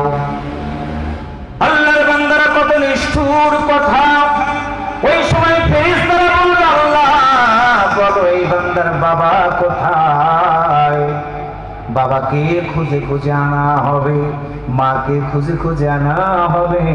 সন্তানকে দেখে মা পাগলের মতো হয়ে যাবে, দুইটা চোখের পানি ছেড়ে দেখে দেখে বলবে, আব্বুরে আজকের এই হাসরের মাঠে মানুষগুলো ইয়া নাফসি বলতেছে, তুমি কেন আজকে আমার সামনে দাঁড়ায় আছো? বলো তুমি কি আমার কাছে কোনো কিছু চাও? সন্তান তখন রাগান্বিত হয়ে গিয়ে বলবে, মা 10 মাস 10 দিন তোমার পেটের ভিতরে ছিলাম, 2টা বছর তোমার দুধ পান করেছি মা, তিল তিল করে তুমি বড় বানিয়েছো আমাকে, নিজে না খেয়ে আমারে খাওয়াইছো মা। কিন্তু একটা কথা বলো তো, কোনোদিন কি আমাকে নামাজের জন্য তুমি তাকিদ দিয়েছো? মা সেদিন মিথ্যা বলার চেষ্টা করবে। আল্লাহ তাআলা তখন মুখের আওয়াজ বন্ধ করে দিয়ে বলবেন, না মুখ আজকে কথা বলতে পারবে না। অঙ্গ প্রত্যঙ্গ গুলো সাক্ষ্য দিয়ে দেখবে, হ্যাঁ মা কোনোদিন নামাজের কথা সন্তানটাকে বলে নাই। তখন আল্লাহ বলবে, বান্দিরে জাহান্নামের দরজার উপরে তোমাকে শোয়াই দিবে আমার ফেরেশতারা। পিতার দিকে তাকাবে, সন্তান রাগান্বিত হয়। পিতা বলবে, আব্বুরে আজকে তোমার চেহারাতে এরকম কেন? বলো আমি তো তোমার পিতা। তোমার আমার বাড়ি সিরাজগঞ্জ, রংপুরে গিয়ে পুলিশে চাকরি করেছি, দিনাজপুরে গিয়ে জজের চাকরি করেছি, ওইখানে গিয়ে বিদেশে গিয়ে লেখাপড়া করেছি। তোমাকে আব্বুরে কামলা বিক্রি করেছি অনেক দূরে দূরে গিয়ে, কিন্তু আজকে এত রাগ কেন বলো তো? একটা দিনের জন্য তো আমি বাবা হয়ে তোমার প্রতি এত রাগান্বিত হই নাই। তখন সন্তান বলবে, আব্বা রাগান্বিত আমি এমনি হই নাই, বলো তো দেখি, তুমি বলো তো লেখাপড়া না করার জন্য তুমি আমাকে অনেক কথা বলেছো, চাকরিতে না যদি যে অনেক কথা বলেছো আব্বা, কিন্তু বলো একটা দিনও নামাজ না পড়ার কারণে কোনোদিন তো তুমি আমাকে শাসন পর্যন্ত করো নাই। সেদিন বাবা বলবেন, না অনেক শাসন করেছি। আল্লাহ বলবেন, না তোমার আমলনামা আমি এখনই দেখব। পিতামাতার আমলনামা দেখিয়ে দেখা যাবে শাসন করে নাই। আল্লাহ তখন বলবে, আজকে তোমার বিচারের রায় তোমাকে দিয়ে দিলাম, তুমি আজকে করে নাও। আল্লাহর বান্দারা তখন ফেরেশতাদেরকে বলবে, বাবাকে মাকে জাহান্নামের দরজাতে শোয়ায়া দিয়ে দাও। আল্লাহর বান্দারা জাহান্নামের দরজাতে মাকে বাবাকে 2টা হাত 2টা পা বেঁধে শোয়া দেওয়া হবে। আমাদের সন্তানগুলো 1 পা 2 পা করে আমার বুকের দিকে যখন আসবে, আমি বাবা হয়ে সন্তানের দিকে তাকায় তাকায় থাকবো, চিৎকার করে কেঁদে দিয়ে বলবো, পড়ে না না আজকে আমার বুকের উপরে পাড়া দিয়ে তুমি জাহান্নামের ভিতরে যেও না। জাহান্নামের আগুনের তাপ লাগবে শরীরে।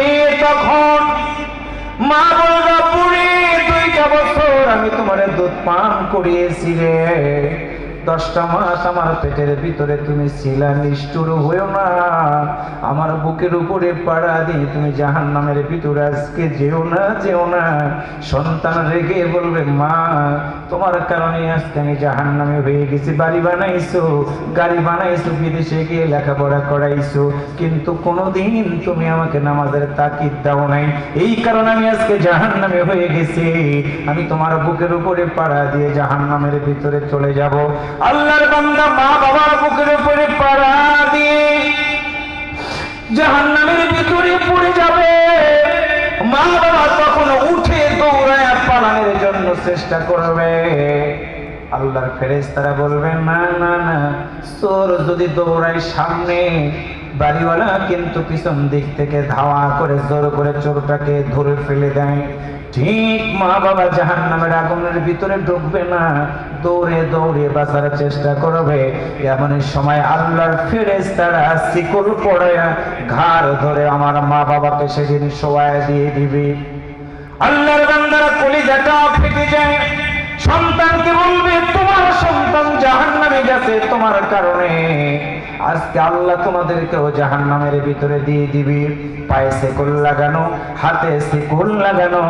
ওই সময় দোলনা দুলানের মতো করে মায়ের 2টা পা ধরবে 2জন ফেরেশতা, হাত ধরবে 2জন ফেরেশতা, হাত পা ধরে দোলনা দুলানের মতো করে দুলাইতে থাকবে।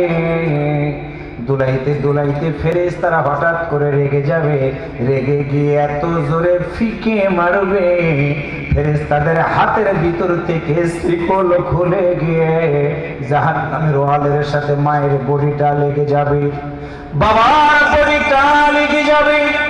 এই বডির অঙ্গ প্রত্যঙ্গ গুলোর জোড়াগুলো খুলে যাবে, জাহান্নামের নিচতলায় পর্যন্ত পৌঁছে যাবে এই বডি গুলো। আবার আল্লাহ বলবে কোন ফায়াকুন, আবার উঠাবে, আবার ফেলে দিবে, আবার উঠাবে। আল্লাহ রাসূলকে বলা হয়েছিল হুজুর এত বড় শাস্তি কতদিন চলবে? আল্লাহ রাসূল বলেছিলেন ইলা ইয়াউমাল কিয়ামা, যতদিন পর্যন্ত কিয়ামত সংগঠিত না হবে এই মায়ের, এই বাবার, এই সন্তানের এই শাস্তিগুলো হতেই থাকবে। রাধানগরের ভাইয়েরা যারা যেখান থেকে এসেছেন পায়ে ধরে আজকের আলোচনা শোনাই দিয়ে গেলাম, সন্তানকে যা বানাবেন না করবো না, কিন্তু বাবা হিসেবে দায়িত্ব হলো সন্তানদেরকে নামাজের দায়িত্ব বলা। নামাজ পড়ুক আর না পড়ুক তার ব্যক্তিগত ব্যাপার। আপনি বাবা হিসেবে যদি বলেন ও যদি নামাজ না পড়ে, কিয়ামতের ময়দানে আল্লাহর দরবারে আপনি বলতে পারবেন আল্লাহ আমি বলেছি কিন্তু আমার সন্তানগুলো আমার কথা শোনে নাই, আল্লাহ আমি সন্তানকে মেরেছি আমার সন্তানগুলো মানে নাই, আল্লাহ বলো আমার কি দায়িত্ব ছিল? আল্লাহ তখন বলবে বান্দারে তোমার জন্য আয়াত দিয়েছিলাম ইয়া আইয়ুহাল্লাযীনা আমানু কু আনফুসাকুম ওয়া আহলিকুম নারা। আল্লাহু আকবার, জোরে বলেন। আল্লাহ বলবেন ইমানদার আমি আল্লাহ তোমারে বলেছিলাম তুমি নিজে আগে বাঁচো জাহান্নামের আগুন থেকে, এরপর তোমার পরিবার পরিজনদেরকে বাঁচাও। তার মানে হলো গ্রাম্য ভাষায় আমাদের একটা কথা আছে নিজে বাঁচলে বাপের নাম। আল্লাহর বান্দারা ঠিক কিয়ামতের ময়দানে আপনার সন্তানগুলো যেন আপনার বিরুদ্ধে নালিশ করতে না পারে, এই জন্য এক নাম্বার দায়িত্ব হলো লেখাপড়া করার পাশাপাশি সন্তানগুলোর সিনার ভিতরে আল্লাহর কোরআন দিয়ে দিবেন। ছেলে সন্তান যদি থাকে আপনাদের, নিজে মসজিদের ভিতরে যাবেন, সন্তানগুলোকে মসজিদের ভিতরে নিয়ে যাবেন। সন্তানগুলো যদি বড় হয়ে যায়, পৃথক যদি হয় সংসার, কিন্তু আপনার তো বাবার নাম আছে ওর জাত সন্তান হিসেবে, ভোটার আইডি কার্ডের ভিতরে তো আপনার মতো বাবার নামটাই লিখে দিয়েছে। সন্তানকে ডাক দেয়া বলবেন আব্বুরে শুনে রাখো, রাকিবুল ইসলামের মাহফিলে গিয়েছিলাম অনেক কথা শুনেছি, তোমাকে আজকে জানাই দিলাম আব্বু প্রতিদিন 5 ওয়াক্ত নামাজ জামাতের সহিত আদায় করবা। ও মানুক আর না মানুক, আপনি যে বললেন এই বলার খাতিরে আপনি পিতা মাতা হিসাবে কিয়ামতের ময়দানে মুক্তি পেয়ে যাবেন। আপনার কথা যদি না শুনে ওর শাস্তি ও পাবে, কারণ হলো কারণ নাই কে করে, যার অন্যায় সেই করে। আপনি যাবেন আপনার কবরে, আপনার সন্তান যাবে আপনার কবরে, আপনার স্ত্রী যাবে আপনার কবরে। যার কারণে আমাদের দায়িত্ব হলো সকল দলের সকল মুসলমানদেরকে ভালো কাজের দাওয়াত দেওয়া। মানবেন কি মানবেন না আপনাদের ব্যক্তিগত ব্যাপার, কিন্তু আমাদের দায়িত্ব হলো ভালো কাজ করার জন্য আপনাদেরকে আহ্বান করা। এইটা ছিল 1 নম্বর আয়াতের ব্যাখ্যা। আল্লাযীনা ইউকিমুনাস সালাত। 2 নম্বর হলো ওয়া মিম্মা রাযাকনাহুম ইউনফিকুন। আল্লাহ যেই সম্পদটা দিয়েছে সেখান থেকে একটা অংশ আল্লাহর জন্য আপনি দান করে দিয়ে দিবেন। আল্লাহর বান্দারা যেদিন মরে যাবেন বাড়ির জায়গায় বাড়ি থাকবে, সোনালী ব্যাংকে টাকা রাখবেন লাভ পাবেন, রূপালী ব্যাংকে টাকা রাখবেন লাভ পাবেন, ইসলামী ব্যাংকে টাকা রাখবেন লাভ পাবেন। ওই আপনি মরে যাওয়ার পরে আপনার সন্তানেরা অ্যাকাউন্টের মালিক হয়ে যাবে, আপনি মরে যাওয়ার পরে আপনার নমিনি অ্যাকাউন্টের মালিক হয়ে যাবে, কিন্তু আপনার মূল অ্যাকাউন্ট হলো আল্লাহর জন্য যেটা দিয়ে দিবেন সেইটা হলো আপনার আমল নামার অ্যাকাউন্টে জমা হতে থাকবে। একটু আল্লাহু আকবার জোরে বলেন। আল্লাহ বলেছেন লান তানালুল বিররা হাত্তা তুনফিকু মিম্মা তুহিব্বুন। ততক্ষণ পর্যন্ত আল্লাহ বলেন আমি তাদেরকে ভালোবাসি যারা আমি আল্লাহর জন্য তার প্রিয় বস্তুটাকে দান করে দিয়ে দেয়। মসজিদের জন্য দান করা সবাই পারে না, মাদ্রাসার জন্য দান করা সবাই পারে না, কবরস্থানের জন্য দান করা সবাই পারে না। অনেকবারে যাত্রা লাগাবেন, অনেক ধনী মানুষ বলে যা লাগে আমি দিব, যাত্রা লাগাবার সুবিধা নাই। মদের জন্য টাকা দেয়, কাজার জন্য টাকা দেয়, মাহফিলের জন্য টাকা চাইতে গেলে 100 টাকা দিয়ে কোসর মসর শুরু করে, তার দিনই চলে না। আল্লাহর বান্দারা পায়ে ধরে বলে গেলাম একদিন জীবন থাকবে না রে, মরে যাওয়ার পরে আপনার আমল নামাটা দিয়ে আমরা কেউ জান্নাতের ভিতরে যেতে পারবো না, তবে টার্গেট থাকতে হবে মরে যাওয়ার পরে একটা উসিলা যেন আমরা আল্লাহর দরবারে পেশ করতে পারি। আল্লাহ, যতদিন তুমি হায়াত দিয়েছিলাম মসজিদের ভিতরে গিয়েছি, নামাজ আদায় করেছি, আল্লাহ সন্ত্রাসের বিরুদ্ধে কথা বলেছি, মাদকের বিরুদ্ধে কথা বলেছি, জুয়ার বিরুদ্ধে কথা বলেছি, নেশার বিরুদ্ধে কথা বলেছি, যুবকদেরকে নামাজের দিকে দাওয়াত দিয়েছি। আমল নামার ভিতরে যদি এইগুলো থাকে রে ভাই, কবরের ভিতরে নামানোর পরে আল্লাহ তাআলা শুধু বলবে ইয়াগফির লাকুম যুনুবাকুম ওয়া ইউদখিলকুম জান্নাত। আমি আল্লাহ তোমারে জানাই দিলাম মাটির কবরের ভিতরে একা একা তুমি আছো, মাটির কবরের ভিতরে বেশি দিন থাকা লাগবে না, লাগবে না।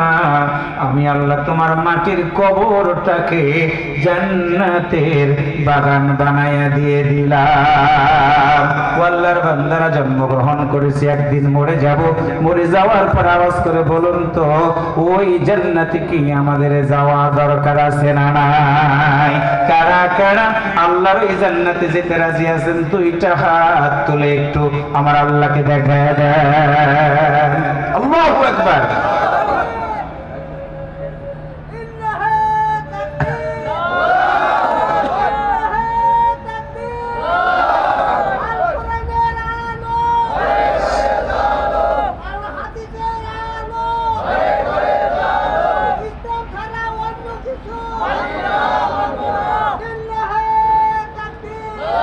হাত নামানে তো আল্লাহু আকবার বলেন।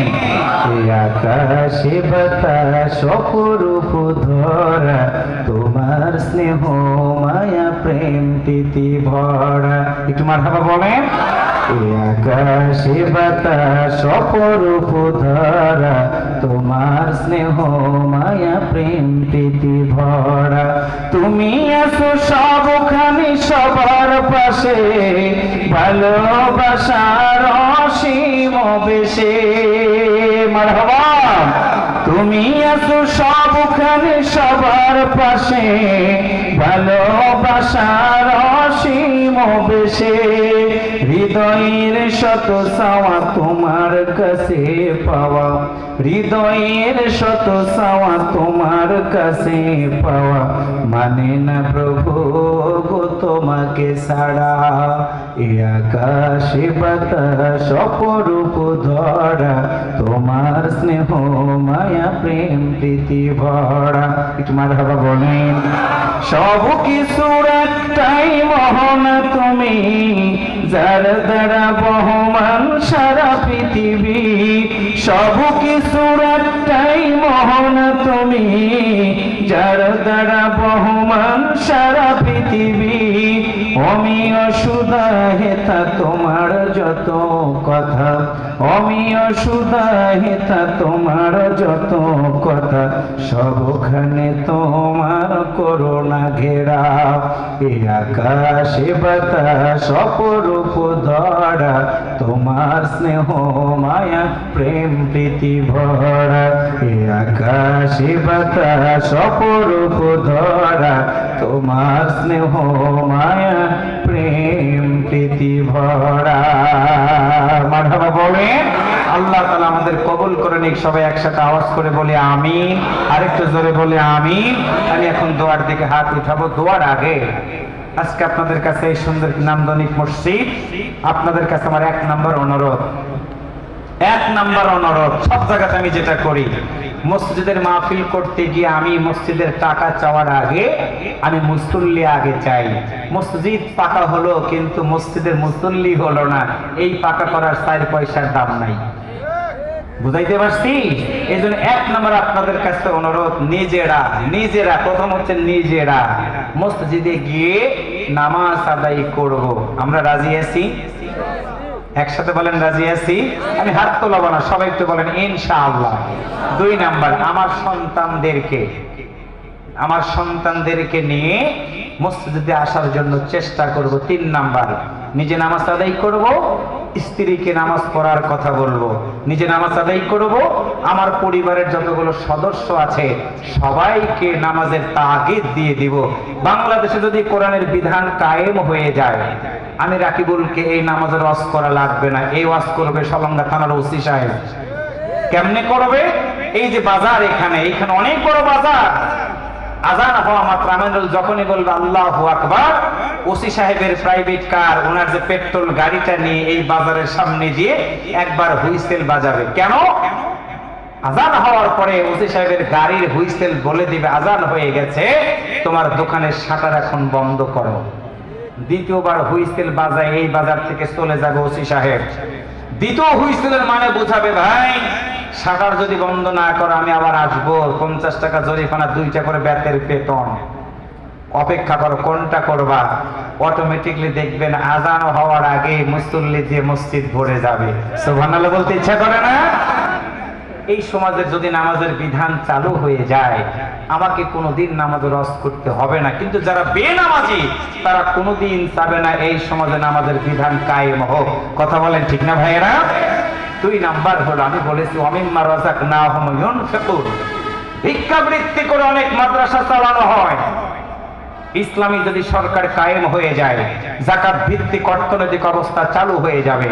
রাধানগর গ্রামে যদি 100 জন মানুষ থাকেন, 10 জন লোক যদি থাকে জাকাত দাতা, তাদের 10 জনের টাকা এই মসজিদের ইমাম সাহেবের কাছে জড়ো হবে, তার টেবিলে জড়ো হবে যে 10 জনের 20,000 টাকা করে জাকাত হয়ে গেছে, 2 লক্ষ টাকা জাকাত এই মসজিদের ইমাম সাহেবের কাছে জমা হবে। জমা হওয়ার পরে এই গ্রামের যিনি প্রধান তাকে ডাকা হবে। ইমাম সাহেব থাকলো, গোটা গ্রামের লোকজনদেরকে ডেকে বলা হবে 2 লক্ষ টাকা জাকাতের টাকা আছে, আপনারা বলেন এই গ্রামে জাকাত গ্রহীতা কে আছে। দেখা যাবে 100 জন লোকের ভিতরে 10 জন জাকাত দাতা আর সর্বোচ্চ 10 জন থাকবে জাকাত গ্রহীতা। গ্রামের সব লোক বসে সিদ্ধান্ত নেবে 2 লক্ষ টাকা এই বছরে আমরা 5 জন লোককে একটা করে ভ্যান রিক্সা কিনে দিয়ে তাদেরকে আমরা স্বাবলম্বী করব। 50,000 টাকা করে একটা করে যদি অটো ভ্যান একজনকে কিনে দেন, আপনাদের 10 জনের জাকাতের টাকা এক জায়গায় করে একজন ব্যক্তিকে একটা ভ্যান কিনে দিলেন, ওই ব্যক্তির পরের বছর জাকাত নেবে না, 2-4 বছর পরে সেই জাকাত দিবে। 5 বছরের ব্যবধানে দেখা যাবে রাধানগর গ্রামে কোনো জাকাত গ্রহীতা লোক থাকবে না, বরং জাকাত দাতার লোকের সংখ্যা অনেক বৃদ্ধি পাবে। একটু কথা বলেন ঠিক না ভাইয়েরা? কিন্তু আমাদের ধনীরা, হাকিম সাহেবের মতো লোকেরা জাকাত বোঝেই না, জাকাত বোঝেই না। কোটি টাকার মালিক, রমজান মাস আসলে 50টা শাড়ি, 100টা লুঙ্গি কিনা। আপনাকে নাম বলতে আপনার কথা বলি নাই ভাই, জাস্ট একটা উদাহরণ। না আমার লতিফ ভাইয়ের কথাই বললাম, না আমার কথাই বললাম। টাকা আছে, জাকাত বুঝি না, না বোঝার কারণে 100টা লুঙ্গি কিনে আনি, 50টা শাড়ি কিনে নেবে, ঢোল দেই। ভাই আমার বাড়িতে আসেন, আমি কিন্তু শাড়ি দেবো, দেখবেন শাড়ি 50টা, লুঙ্গি 100টা দিবেন 150 জনকে, লোক এসে দাঁড়ায় গেছে 500 জন। 3 জন দারোয়ানকে দিয়া ঘাড় ধাক্কাতে বের করে দিতে গিয়ে মুরব্বী মানুষ পায়ের নিচে পড়ে দুনিয়া থেকে বিদায় হয়ে যায়। এরকম ঘটনা আছে না? এটা জাকাত না, জাকাতের নামে নাটক করা হয়। ইসলামী স্টেট কায়েম হয়ে গেলে এই ধনী ব্যক্তিদেরকে আলাদা করা হবে। যেমন দুদক সম্পদের হিসাব নেয় না, দুদক যদি কারোর বাড়িতে চিঠি পাঠায় ব্যক্তির কিন্তু ঘুম হারাম হয়ে যায়। আপনার ইনকাম ট্যাক্সের ফাইল সলঙ্গা থানার ওসি সাহেব জানবে, চেয়ারম্যানের টেবিলে থাকবে, এই ওয়ার্ডের মেম্বার সাহেবের কাছে থাকবে। এই গ্রামের ধনীকে এই গ্রামের লোকেরা জানবে না? এই গ্রামের লোকেরাই বলবে ভাই আপনার উপরে জাকাত এত টাকা ফরজ হয়ে গেছে, আপনি জাকাত দেন। এই ওনার টাকা যদি এক জায়গায় করা হয়, দেখবেন এই গ্রামে আর জাকাত নেওয়ার লোক কোনো সময় থাকবে না। এটা হচ্ছে ইসলামী স্টেটের একটা উপকারিতা। একটু আল্লাহু আকবার বলতে ইচ্ছা করে না? 3 নাম্বার, আমাদের মেয়েরা ধর্ষিতা হয়। 3 বছরের বাচ্চা ধর্ষিতা হয়, 80 বছরের বাচ্চা, 80 বছরের বৃদ্ধারা ধর্ষিতা হয়। মাগুরা জেলাতে এই সরকার আসার পরে একটা মেয়েকে 7 বছরের বয়স 3 জন মিলে ধর্ষণ করে তাকে গ্রেফতার। কি হুলুস তুলুস, মনে হলো 7 দিনের ভিতরে রায় হয়ে যাবে। ভাই এরকম মাগুরাতে কি হুলুস তুলুস কারবার।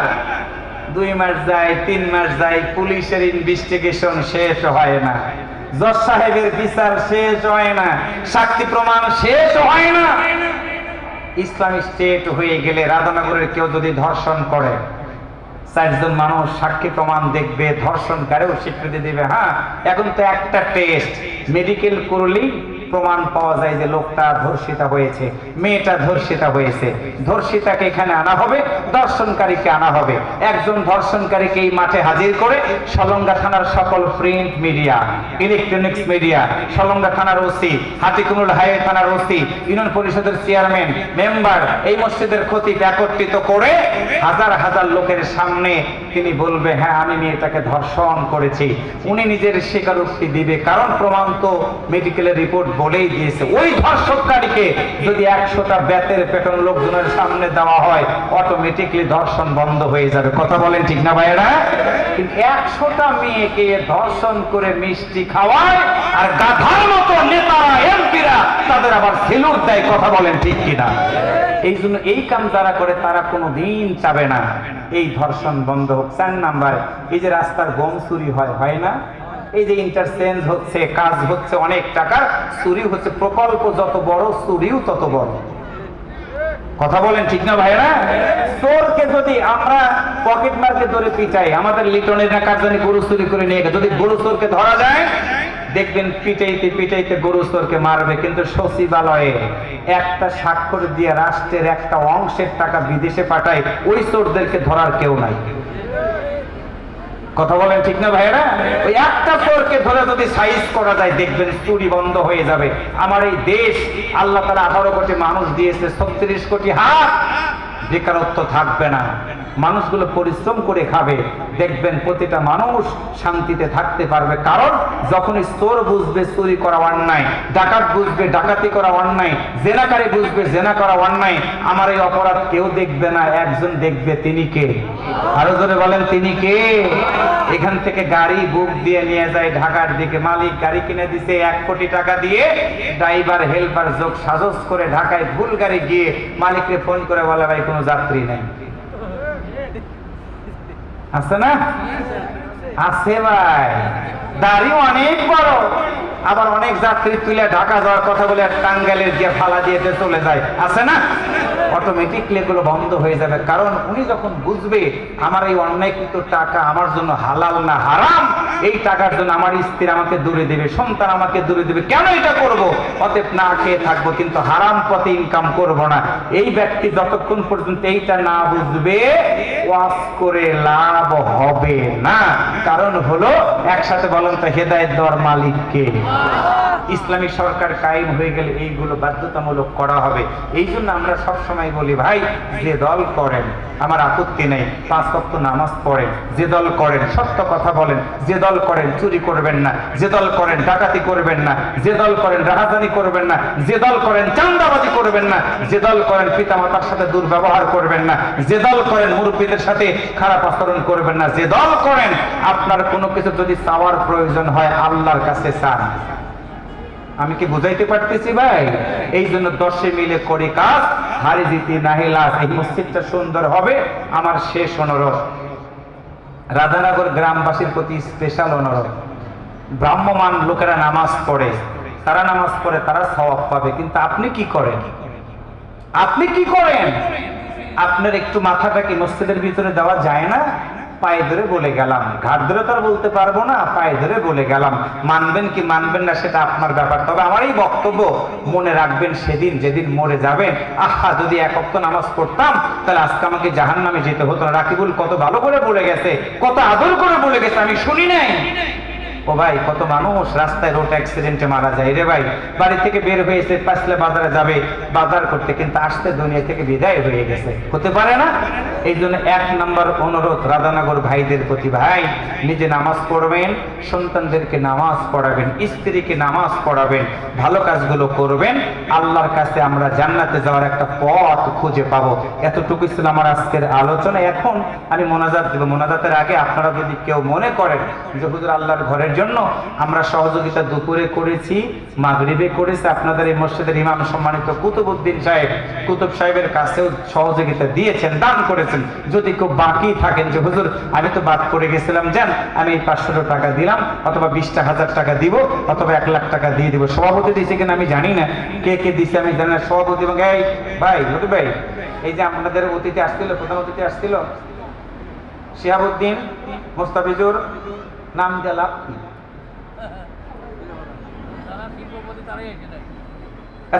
সভাপতি আছে না, এটা দিয়ে খোদাই সুন্নত করে দিয়ে আর কি। ব্যক্তির ঘরে একটা ভোট দিয়ে নামাই দেয় নাকি না? আমি জুলুম করি না কখনো কোথাও, যেহেতু ভাই আমাদের সভাপতি, আমাদের দুলাভাই মানুষ, এই জন্য এলাকার জামাই সব মিলে উনি একটু আমার কাছে বলল যে হুজুর আমি মাহফিলটার জন্য, মসজিদের জন্য আমি এতটুকু সহযোগিতাটা দেব আর কি। আমি তার কাছ থেকে একটু সহযোগিতা চাচ্ছি এবং অনেকগুলো নেতৃবৃন্দর নাম আছে জামাত ইসলামের পক্ষ থেকে। ভাই এরা তো মানে গরিব দল, তো জামাতের পক্ষ থেকে আমাকে বলে দিচ্ছে, আমার সেক্রেটারি বলছে আমি তো যাইতে পারলাম না, এই 2000 টাকা আমরা জামাত ইসলামের পক্ষ থেকে আমি দিয়ে দিলাম আর কি। একটু মারহাবা পাওয়া যায় না?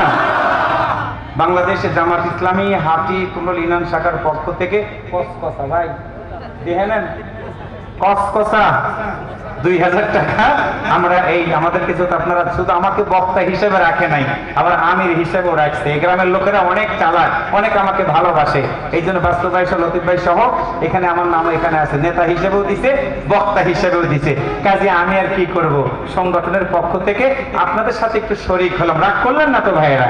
জামাত ইসলামের পক্ষ থেকে আমরা 2000 টাকা আল্লাহর ঘরের জন্য শরীক হলাম। আল্লাহ তাআলা আপনাদেরকে যেই জান্নাতে দিবে, আমাদেরকে যেন সেই জান্নাতে একটু থাকার সুযোগ করে দেয়। সবাই একটু আমিন জোরে বলে।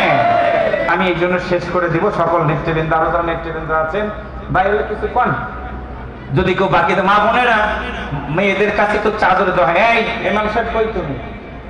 আমি ওইখানে রুমালও দেওয়া হয়নি ভাই, রুমালও দেওয়া হয়নি। আমি রুমালটা পাঠাবো, আমি রুমালটা আপনাদের কাছে একটু পাঠাবো, মা বোনদের কাছে রুমাল পাঠাবো। যা আছে দেন, না থাকলে মাথার টুপি দেন অথবা বিড়ি দেন। বিড়িগুলো ভেঙে ফেলা দেবো আর যেন বিড়ি না খান আর কি। আর মা বোনদের কাছে একটু যান, আমি আপনাদের কাছে মুসাফির হালাতে থাকি। প্রিয় দিনী ভাই একটু সহযোগিতার হাত বাড়ান। এখানে যারা আমাদের রাধানগর গ্রামে অনেক টাকার মালিক, আপনারা অনেক মানুষ আছেন, একটু 50,000 টাকা দেওয়ার মতো একজন একটু বলেন তো হুজুর যেন আমি দেবো। 20,000 টাকা, 10,000 টাকা, 5,000 টাকা, কিছু না কিছু দেন, আমাকে মাহরুম করার দরকার নেই। একটু সহযোগিতার হাতটা বাড়ান। আমি একদম সমাপনের দিকে চলে আসছি আর কি। আপনারা তো দুপুরে অনেক ভালো খাওয়াইছেন, যারা খাইছে তারা আমার কাছে হুজুর আপনি তো আসেন না, কি যে খাওয়া, এত গোস্ত দিচ্ছেন আপনারা, অনেক বেশি গোস্ত দিচ্ছেন আপনারা আর কি লোকেরা। এই জন্য আমি একটু আপনাদের কাছে সহযোগিতা কামনা করছি। দেখি রাধানগরের তো আমি অনেক লোকরেই চিনি, সব লোকেরই আমি চিনি, নাম ধরে যদি ডাক দেই তাইলে আবার কেমন হয়। তারপরে একটু নাম ধরে ধরে 2-4জনকে আমি একটু ডাকি, দেখি আল্লাহর ঘরের জন্য একটু, এই কথাটা কই রে, আমার একটু পানি পাও। আরে কেউ নাই রে আমার কাছে, মন্ডল বাড়ি এত বউ, তুমি দিতেছ কেন? সল বল আছে না, এই তুমি দাও। প্রধান বক্তা আলাউদ্দিন সব জায়গায় যায়, আজকে আমার মাহফিলের জন্য আমি নিয়ে এসেছি জোর করে, সব জায়গার প্রধান বক্তা, আমার হাতের শিষ্য আর কি। আমাদের ভাই হচ্ছে 1500 টাকা নগদ, 500 টাকা বাকি। একটু মারহাবা বলেন, একটু জোরে বলেন মারহাবা। আল্লাহ আমার ভাইয়ের দানটা কবুল করুক, একসাথে বলি আমিন। বাড়াই টাড়াই দেন রে ভাই, না কও।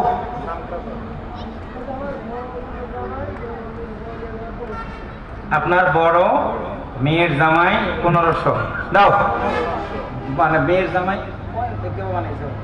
আল্লাহ তাআলা আমার প্রিয় আব্দুল লতিফ ভাই তার বড় মেয়ের জামাই 1500 টাকা এবং মেয়ে 500 টাকা, মোট 2000 টাকা দান করেছে।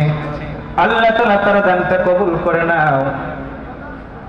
মেজো মেয়ের জামাই 1000 হিসাব ঠিক রাখছে, বড়টা 2000, মেজোটা 1500 টাকা। একটু মারহাবা জোরে বলেন।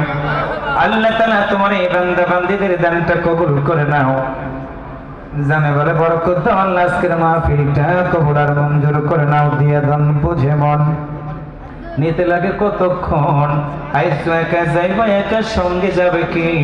সঙ্গে যাবে দুটি নাম, ভাইজান আল্লাহর নবী গো, সঙ্গে যাবে দুটি নাম, আল্লাহ আর নবী। ভাই আমি নাম ধরে ধরে বলবো না, আমি সভাপতির নাম তো আমি বলবোই আর কি। একদম শেষের দিকে আসছি, একটু মেহেরবানি করে সহযোগিতার হাত বাড়ান। মা বোনদের কাছে রুমাল নিয়ে যাও, কে যাবে?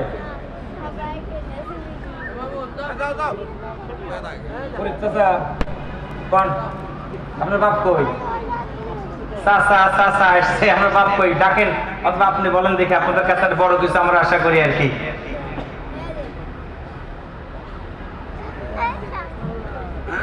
প্রিয় ভাইরা, রাধানগরের আমরা সবাই চিনি, দোবাকান্দিতে কারা আছে, রাধানগরের লোকেরাও চেনে, কি চেনে না, হাসানপুরের লোকেরাও চেনে, সব আমরা চিনি। যার জন্যই একটু কয়েকটা মিনিট, আমি জাস্ট 3-4টা মিনিট আপনাদের কাছে একটু কষ্ট দিব। মেহেরবানি করে মা বোনদের গানটাও চলে আসলে আমি মনোজাতের দিকে হাত বাড়াই দিব আর কি ইনশাআল্লাহ। অনেক বড় আয়োজন, অনেক সুন্দর ডেকোরেশন, অনেক সুন্দর সাউন্ড সিস্টেম। আকাশ নাকি? আরে ওর আব্বা কিছুদিন আগে মারা গেছে, আমার এটা অনুষ্ঠান করেছিল তারা, দোয়া অনুষ্ঠান, কিন্তু আমার ওই দিন অনেক দূরে মাহফিল থাকার কারণে আমি সেই ডেটটা নিতে পারি, আমার কষ্টও লাগছে। আল্লাহ তাআলা বাবার জন্য দান করলো 1,500 টাকা, 2টা সন্তান মিলে। আল্লাহ দানটা কবুল করে নাও, জানে মালে বরকত দিয়ে দাও। মামা 8,000 টাকা দিয়ে দিবেন, অন্তত 3,000 টাকা দিয়েছেন, 5,000 টাকা একটু মারহাবা জোরে বলেন। আমার ফরিদ মামা 3,000 টাকা দিয়েছে নগদ, আমার আল্লাহ তো কিছু কবাই লাগবে আর কি। তো মামার গাড়িতে গেলে কিন্তু ভাড়া নেই না। আমাদের এলাকায় যেগুলো চেকার আছে, আমি যখন আমার গাড়ি ছাড়া ওদের গাড়িতে যাই, কেউ ভাড়া না। আমার সুমন বাইকনে আছে, মালিক বাইকনে আছে, আমার বাবু আছে, হজরত আছে, ওদের গাড়িতে গেলে আমার 1 টাকাও লাগে না। ওইটাই আমার লাভ, কি বলেন? আমার গাড়ি নিয়ে গেলে টোল দেওয়া লাগে 1100, তেল যায় 2000, আর ওদের গাড়িতে গেলে আমার 1 টাকাও লাগে না। ওরা অনেক ভদ্র, আলহামদুলিল্লাহ। ওরা একটা কর্ম করে খাই। ফরিদ মামাও ঠিক, আল্লাহর ঘরের জন্য 3,000 টাকা আমি একটু চাইলাম, বাকি 2,000 টাকাও দিয়ে দিবে। আল্লাহ তাআলা ওদেরকে দীর্ঘ হায়াত দান করুক, সবাই একসাথে বলি আমিন। রাস্তাঘাটে সারা রাত ডিউটি করে, অনেক কষ্ট করে, আল্লাহ তাআলা ওদেরকে নেক হায়াত দান করুক, পরিবারের প্রতি আল্লাহ তাআলা শান্তি দান করুক। যাদের আত্মীয় স্বজন কবরের ভিতরে ঘুমায়, আল্লাহ তাদেরকে জান্নাতুল ফেরদৌসের মেহমান বানাই দিই। সবাই একটু আমরা আওয়াজ করে বলি আমিন। দিদি ভাইরা, আমি এখন একদম শেষের দিকে চলে আসছি, 12টা যে পার হয়ে গেছে আমি তো খেয়ালই করি নাই। আমি এখন দুয়ার থেকে হাত বাড়াবো। আপনারা দুপুরের সহযোগিতা দিয়েছেন, বিশেষ করে এই মসজিদটা দেখতে দেখতে অনেক সুন্দর হলো। আমাকে সেদিন এক বক্তা ফোন করে বললো, ভাই আপনার বাড়ির পাশে মসজিদ দেখলাম দুইটা মসজিদে তো অনেক সুন্দর। বললাম ভাই দোয়া করেন আল্লাহ তাআলা যেন মসজিদ, একটা মসজিদ যেন থাকে, পাশাপাশি মসজিদের আজান হয়, তবে 2টা মসজিদে নান্দনিক দেখা যাচ্ছে। একটা মসজিদ এক সময় হয়তো বা যেভাবেই হোক আল্লাহ তাআলা যেন আমাদের মনটা নরম করে দেয়, আমরা যেন একসাথে থাকতে পারি। মসজিদের ডিজাইনটা অনেক পছন্দ করেছে, সবাই পছন্দ করেছে আমাকে বলে, যার জন্য আমরা সেই মসজিদটার ক্ষেত্রে আপনারা গ্রামেরই মানুষ সহযোগিতা দিয়েছেন, আপনাদের শ্রম আছে, মেধা আছে, সবাই মিলে মসজিদটা সুন্দর করেছেন। এখন শুধু আমরা মসজিদকে আবাদ করব। আজকের দানটাই কিন্তু শেষ দান না, আজকের দানটাই কিন্তু শুরু মাত্র হলো। যখনই সুযোগ পাই আমরা আল্লাহর ঘরের জন্য সহযোগিতার হাতটা বাড়াবো। মা বোনেরা, আমি আপনাদের কাছে একটু পাঠিয়েছিলাম, যদি রুমালের ভিতরে একটু সহযোগিতার হাত বাড়ান আমি হৃদয় থেকে দোয়া করে দেবো আর কি ইনশাল্লাহ। সুমি খাতুন, আমি তো সিমেন্ট মনে তুলি নাই না। আচ্ছা, উপদেষ্টা মন্ডলীর ভিতরে আমাদের আলাউদ্দিন মামা কই? এরপরে আমাদের অনেকগুলো ড্রাইভার আছে উপদেষ্টা কমিটিতে যারা আছেন। আমাদের আব্দুল লতিফ ভাইও তো মনে থাকার কথা, তারপরে আলিম ভাইয়েরও তো থাকার কথা, বাস্তু ভাইয়েরও তো থাকার কথা, তারা কমিটির সভাপতি, সেক্রেটারি, আরো যারা যারা যেখানে আছেন এই নেতাগুলোকে আমি একটু দেখতে চাই। দেখি শেষের দিকে এসে আমি দোয়া করবো। আমাদের সুমি খাতুন আল্লাহর একজন বান্দি 1 বস্তা সিমেন্ট দান করেছে। একটু মারহাবা বলেন তো, একটু বলেন না জোরে মারহাবা। আচ্ছা, আপনাদের এই এলাকাতে নামাজ কয় ওয়াক্ত? একসাথে বলেন কয় ওয়াক্ত? আমার বক্তা কুতুবউদ্দিন খুব চেষ্টা করে 10 বস্তা সিমেন্ট তুলেছে আর কি। তো নামাজ যেহেতু 5 ওয়াক্ত, 5 জন ভাই 5 বস্তা সিমেন্ট দেন। 5 জন ভাই 5 বস্তা সিমেন্ট দিবেন। আমাদের গ্রামের এক গাদায় আব্দুল খালেক না, 1 বস্তা লিখে নাও। আব্দুল খালেক 1 বস্তা সিমেন্ট হয়ে গেছে। বাগান্দি 2 নাম্বার, দ্বিতীয় নম্বরে একজন ভাই একটু হাত তোলেন। এই নাম বলে গেছি, শফিকুল ইসলাম, রাধানগর, 1 বস্তা সিমেন্ট। 3 নাম্বার, আমার এত সময় লাগে না ভাই।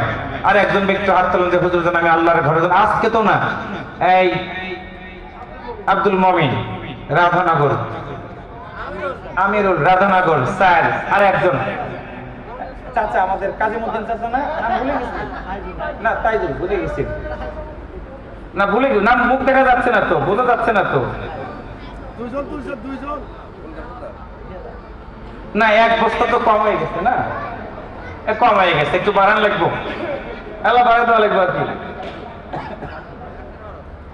একটু বাড়াই দেন। আচ্ছা ঠিক আছে, অন্তত দেখ আমার সম্মান রাখছে 2 বস্তা, একটু মারহাবা জোরে বলেন।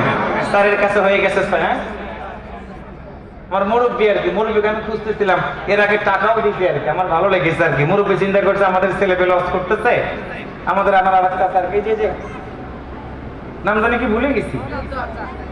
হ্যাঁ, আব্দুর রাজ্জাক আর কি। আসলে একসাথে তো দীর্ঘদিন ছোট থেকে বড় হয়েছে আর কি, কারণ মানে অনেক দূরে দূরে যাই তো, অনেকদিন পরে দেখা হয়, দাওয়াতও দেয় না, আমিও মনে হয় দেই না। এই জন্য গ্যাপ হয়ে গেছে। আগে তো অনেক কাছাকাছি আমরা থাকতাম, খেলাধুলা ফুটবল খেলা থেকে শুরু করে ভাই, তাই না? কত দূরে দূরে খেলছি আর কি। আসলে এখন মনে হয় কি হয়ে গেলাম আর কি। যাই আলহামদুলিল্লাহ, চাইছিলাম 5 বস্তা খেতে। কয় বস্তা দেবো? আব্দুল রাজ্জাকের 2 বস্তা লেখো। আব্দুল আলিম ভাই কই? আব্দুল আলিম ভাই কোথায় আছে? এলা কয় বস্তা হলো? 6 বস্তা হলো না? কত? 10 বস্তা হয়েছে। মাশাআল্লাহ, মারহাবা জোরে বলেন। আচ্ছা, এটা তো আর কি কেউ নাই? রফিকুল ইসলাম কয় বস্তা? একটু হাত তুলে সমস্যা কি? বীর পরবর্তীর মতো কত? 2 বস্তা। একটু মারহাবা জোরে বলেন। ভাই রে ভাই, এত আসতে কিছু লোক আছে জন্মের কৃপণের কৃপণ, মারহাবাও পাই না, টাকাও দেয় না, খালি বইয়ের সাথে মারামারি করে। এইরকম লোক আছে কিনা জানি না। তা মেহেরবানি করে প্রিয় দিনী ভাই একটু সহযোগিতার হাতটা বাড়ান। এগুলো মেয়েদের টাকা আসছে? মেয়েদের কি সিমেন্ট? আমজাদ ড্রাইভার আমাদের মামা কই? বাবুরের টাকা তো 500 নিছি, কিন্তু সিমেন্ট নেওয়া লাগবো না? না, টাকা দিছে, সিমেন্ট তো নেওয়া লাগবে আর কি। এই 2 বস্তা সিমেন্ট আমাদের কাদের কাছ থেকে দাও। মেয়েদের আল্লাহ, আজকে মেয়েরা ফার্স্ট হয়ে গেল। একটু মারহাবা জোরে বলেন। হয় নাই? আর একটু জোরে বলেন মারহাবা। আমাদের মামার 2 বস্তা সিমেন্ট লাগবে। তো আমি কইছি না, তুমি লিখে রাখো। মেয়েদের 5 বস্তা বাস। এইটা তো মামার মতো কাম হচ্ছে। 5 বস্তা। একটু মারহাবা জোরে বলো। ইনশাআল্লাহ আপনাদের সংখ্যাটা বলো আর কি। মেয়েদের পক্ষ থেকে আল্লাহ তাআলা অনেকগুলো সহযোগিতা আসছে এবং সামনে আমার এখান থেকে কিছু আসছে। আব্দুল বাড়ি 1 বস্তা, সংখ্যাটা শুধু লিখবা। আব্দুল বাড়িকে 1 বস্তা, পারুল 1 বস্তা সিমেন্ট, ইব্রাহিম 550 টাকা, ফরিদ 1 বস্তা সিমেন্ট, সোনিয়ার মা 1 গাড়ি বালু। মাশাআল্লাহ। হ্যাঁ, ও আচ্ছা আচ্ছা, যাই মাশা বাবা এখানে আছে, আলহামদুলিল্লাহ, জাযাকাল্লাহ খাইরান। এরপরে শেফালি খাতুন 1 বস্তা সিমেন্ট, ওজুবা খাতুন 1 বস্তা সিমেন্ট, সারা খাতুন 1 বস্তা সিমেন্ট, দোবাকান্দি কাজুলি 2 বস্তা সিমেন্ট, দোবাকান্দি কাজুলি বিটি মনে হয় আর কি। রাবেয়া 1 বস্তা সিমেন্ট, রাধানগর। মাশাআল্লাহ, তাইলে কত হইলো এখানে গুণে দেখো তো। আমাদের বিজি কাজলি বিজি আসছে, আমাদের গ্রাম থেকে অনেক মেয়েরা আসছে ওয়াজ শোনার জন্য। আমাকে তো অনেক ভালোবাসে আমার মাহফিল যেখানে থাকে, আমার বিটিরা, বোনেরা, ভাবিরা ওয়াজ শুনতে যায়। আমি তাদের জন্য হৃদয় থেকে দোয়া করি। তাদের দোয়ারই তো ফসল আজকে আল্লাহ তাআলা দেশে বিদেশে আমাকে 9 বস্তা এখানে মেয়েদের আছে। এরপরে ময়না বেগম রাধানগর 1000 টাকা দান করেছে। মোবাইল নাম্বারটা লিখে রাখবো আর কি। আল্লাহ তাআলা আমাদের সবার দান কবুল করুক, একসাথে বলি আমিন। উপদেষ্টা মন্ডলী আমাদের আলাউদ্দিন মামা কই? নাকি গরু গোস্ত খায় কি ঘুমাইতেছে নাকি? চলে গেছেন? যাইবই তো, রাখি বলে আসছে না, দাম থাকবো না তো আজকে, দোয়া কর্ম থেকে তো থাকবো না তো, চলে গেছে আর কি। মাইকের আওয়াজ যদি যায় অন্তত কি দিবে সেটা একটু বলে দিক আর কি। আল্লাহর বান্দারা অনেক সহযোগিতা আপনারা দিয়েছেন। সিমেন্ট 1 নজর কত মধ্যে কত হইলো? হ্যাঁ, এটা এরকম তাড়াতাড়ি কো আল্লাহ।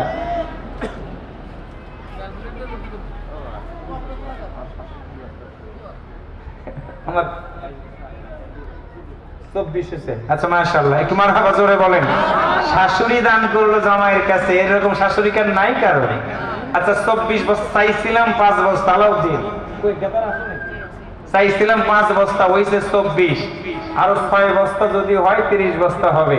অন্তত মানে 100 টাকা দান করলে যে আল্লাহ তাআলা 700 গুণের সওয়াব দেয়, এটা আজকে বোঝা গেল। চাইলাম 5, হয়ে গেল 25, 25 এর কাছে 30, তার মানে 6 গুণ হয়ে গেছে। একটু মারহাবা জোরে বলেন।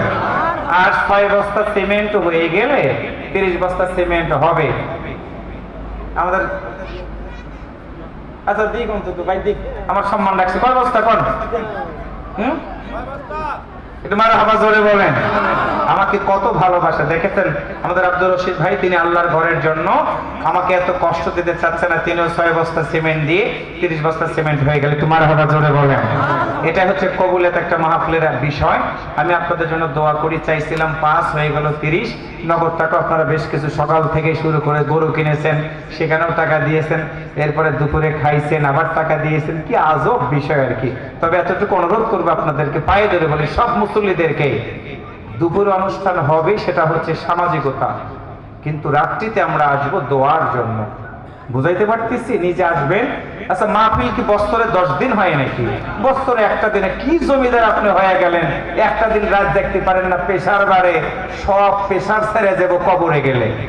বছরে একটা দিন উৎসব মুখর পরিবেশে আপনারা মাহফিলে আসবেন, স্ত্রীদেরকে মাহফিলে পাঠাবেন, সন্তানদেরকে নিয়ে মাহফিলে বসবেন। কানাই কানাই যে প্যান্ডেলটা অর্ধেক ভরেছে, আমি তো প্রথম শুরু করছিলাম 10 জনকে, আমার ইজ্জত মনে গেল, মনে হয়েছিল আর কি। এখন অন্তত একটু জানটা বাজছে যেন মাহফিলের অন্তত অর্ধেক প্যান্ডেলটা ভরে গেছে। আপনারা যদি একটু সহযোগিতা করতেন, যদি আমার এই বক্তব্যটা আমল করতেন, আমার বিশ্বাস অনেক মানুষ ঘুম থেকে উঠে পর্যন্ত মাহফিলে চলে আসছে আর কি।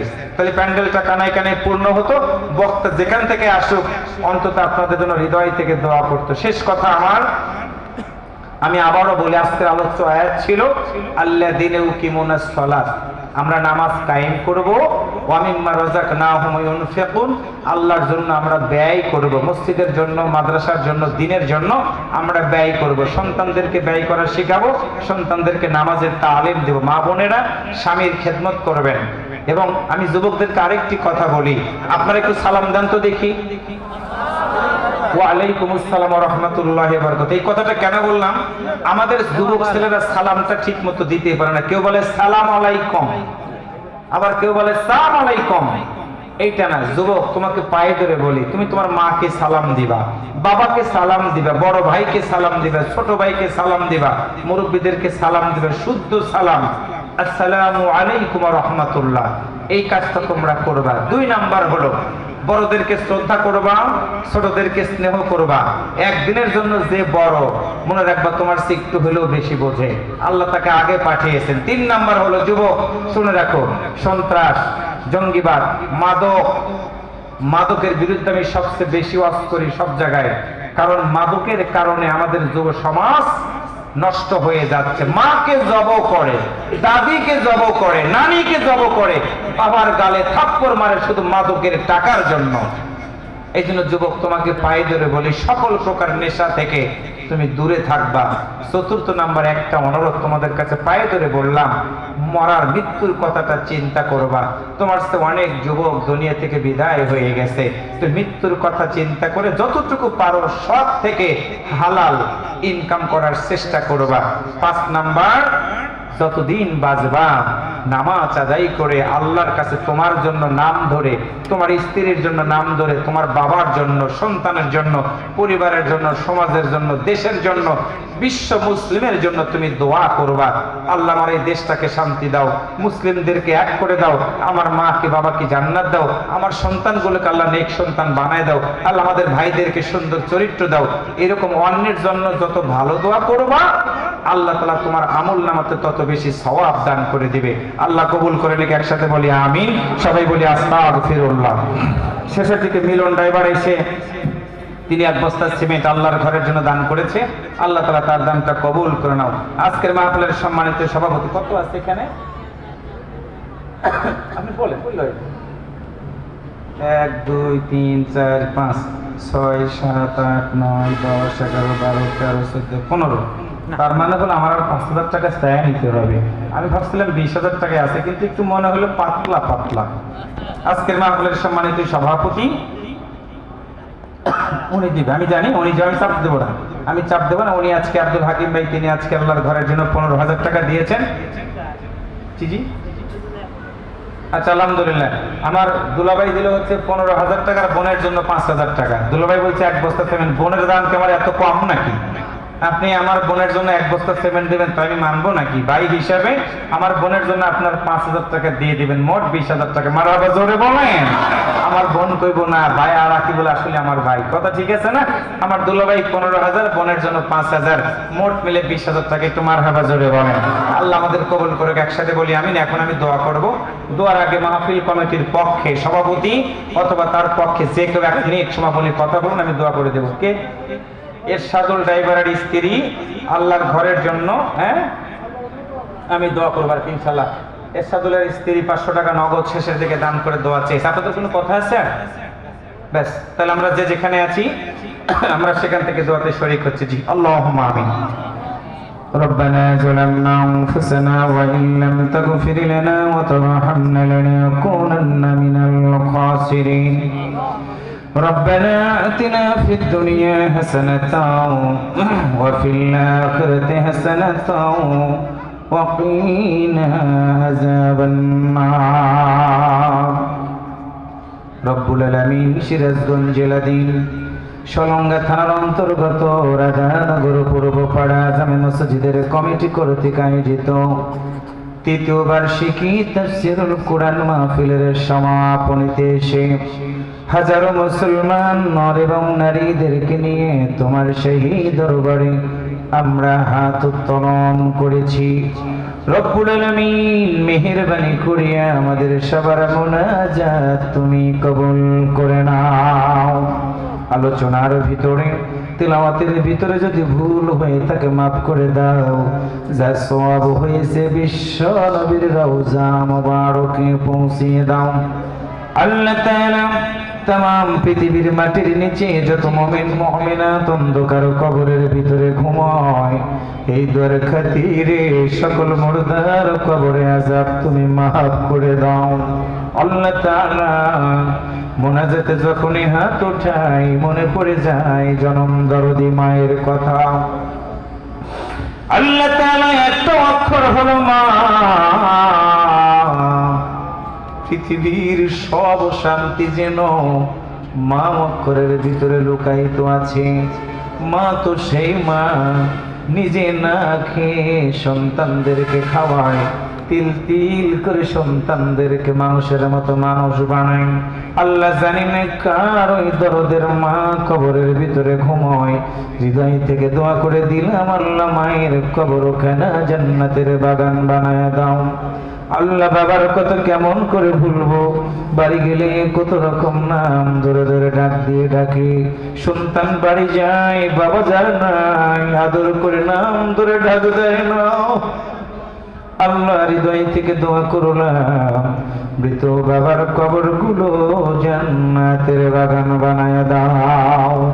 আল্লাহ বাবা মা যাদের বেঁচে আছে বড় নিয়ামত, আল্লাহ মেহেরবানি করে নেক হায়াত দান করে দাও।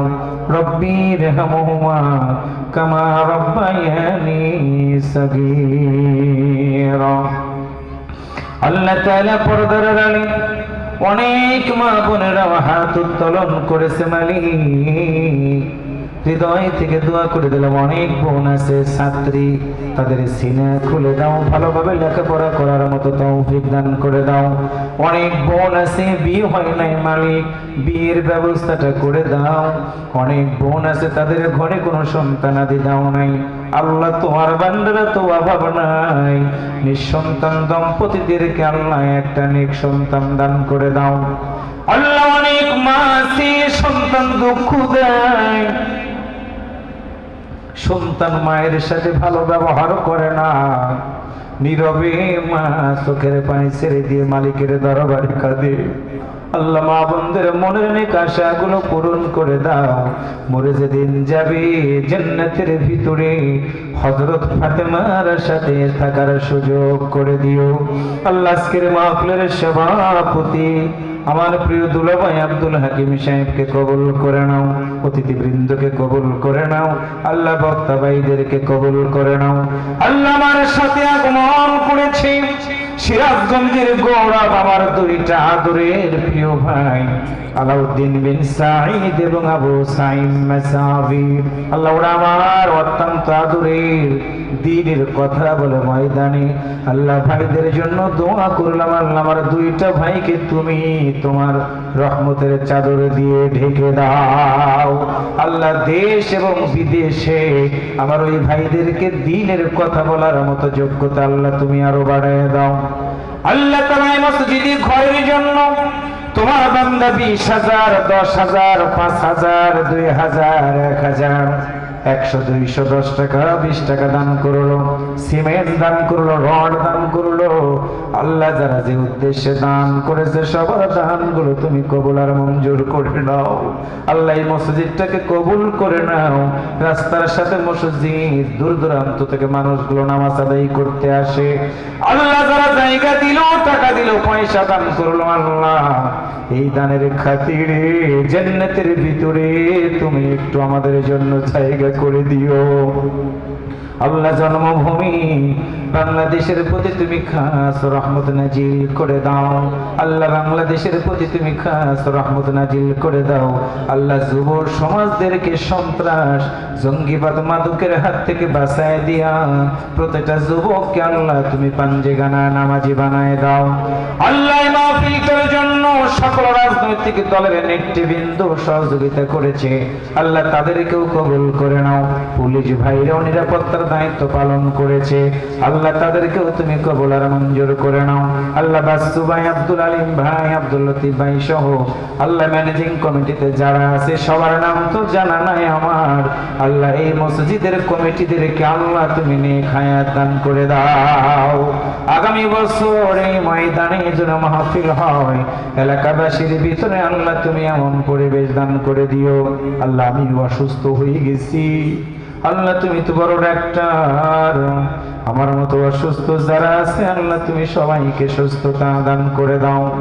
ও মালিক, একটা বছরের জন্য এখানকার মাইক বন্ধ হয়ে যাবে, সামিয়ানা গুলো খুলে নিয়ে যাবে, আমরাও যার যার মতো বাড়ির দিকে চলে যাব।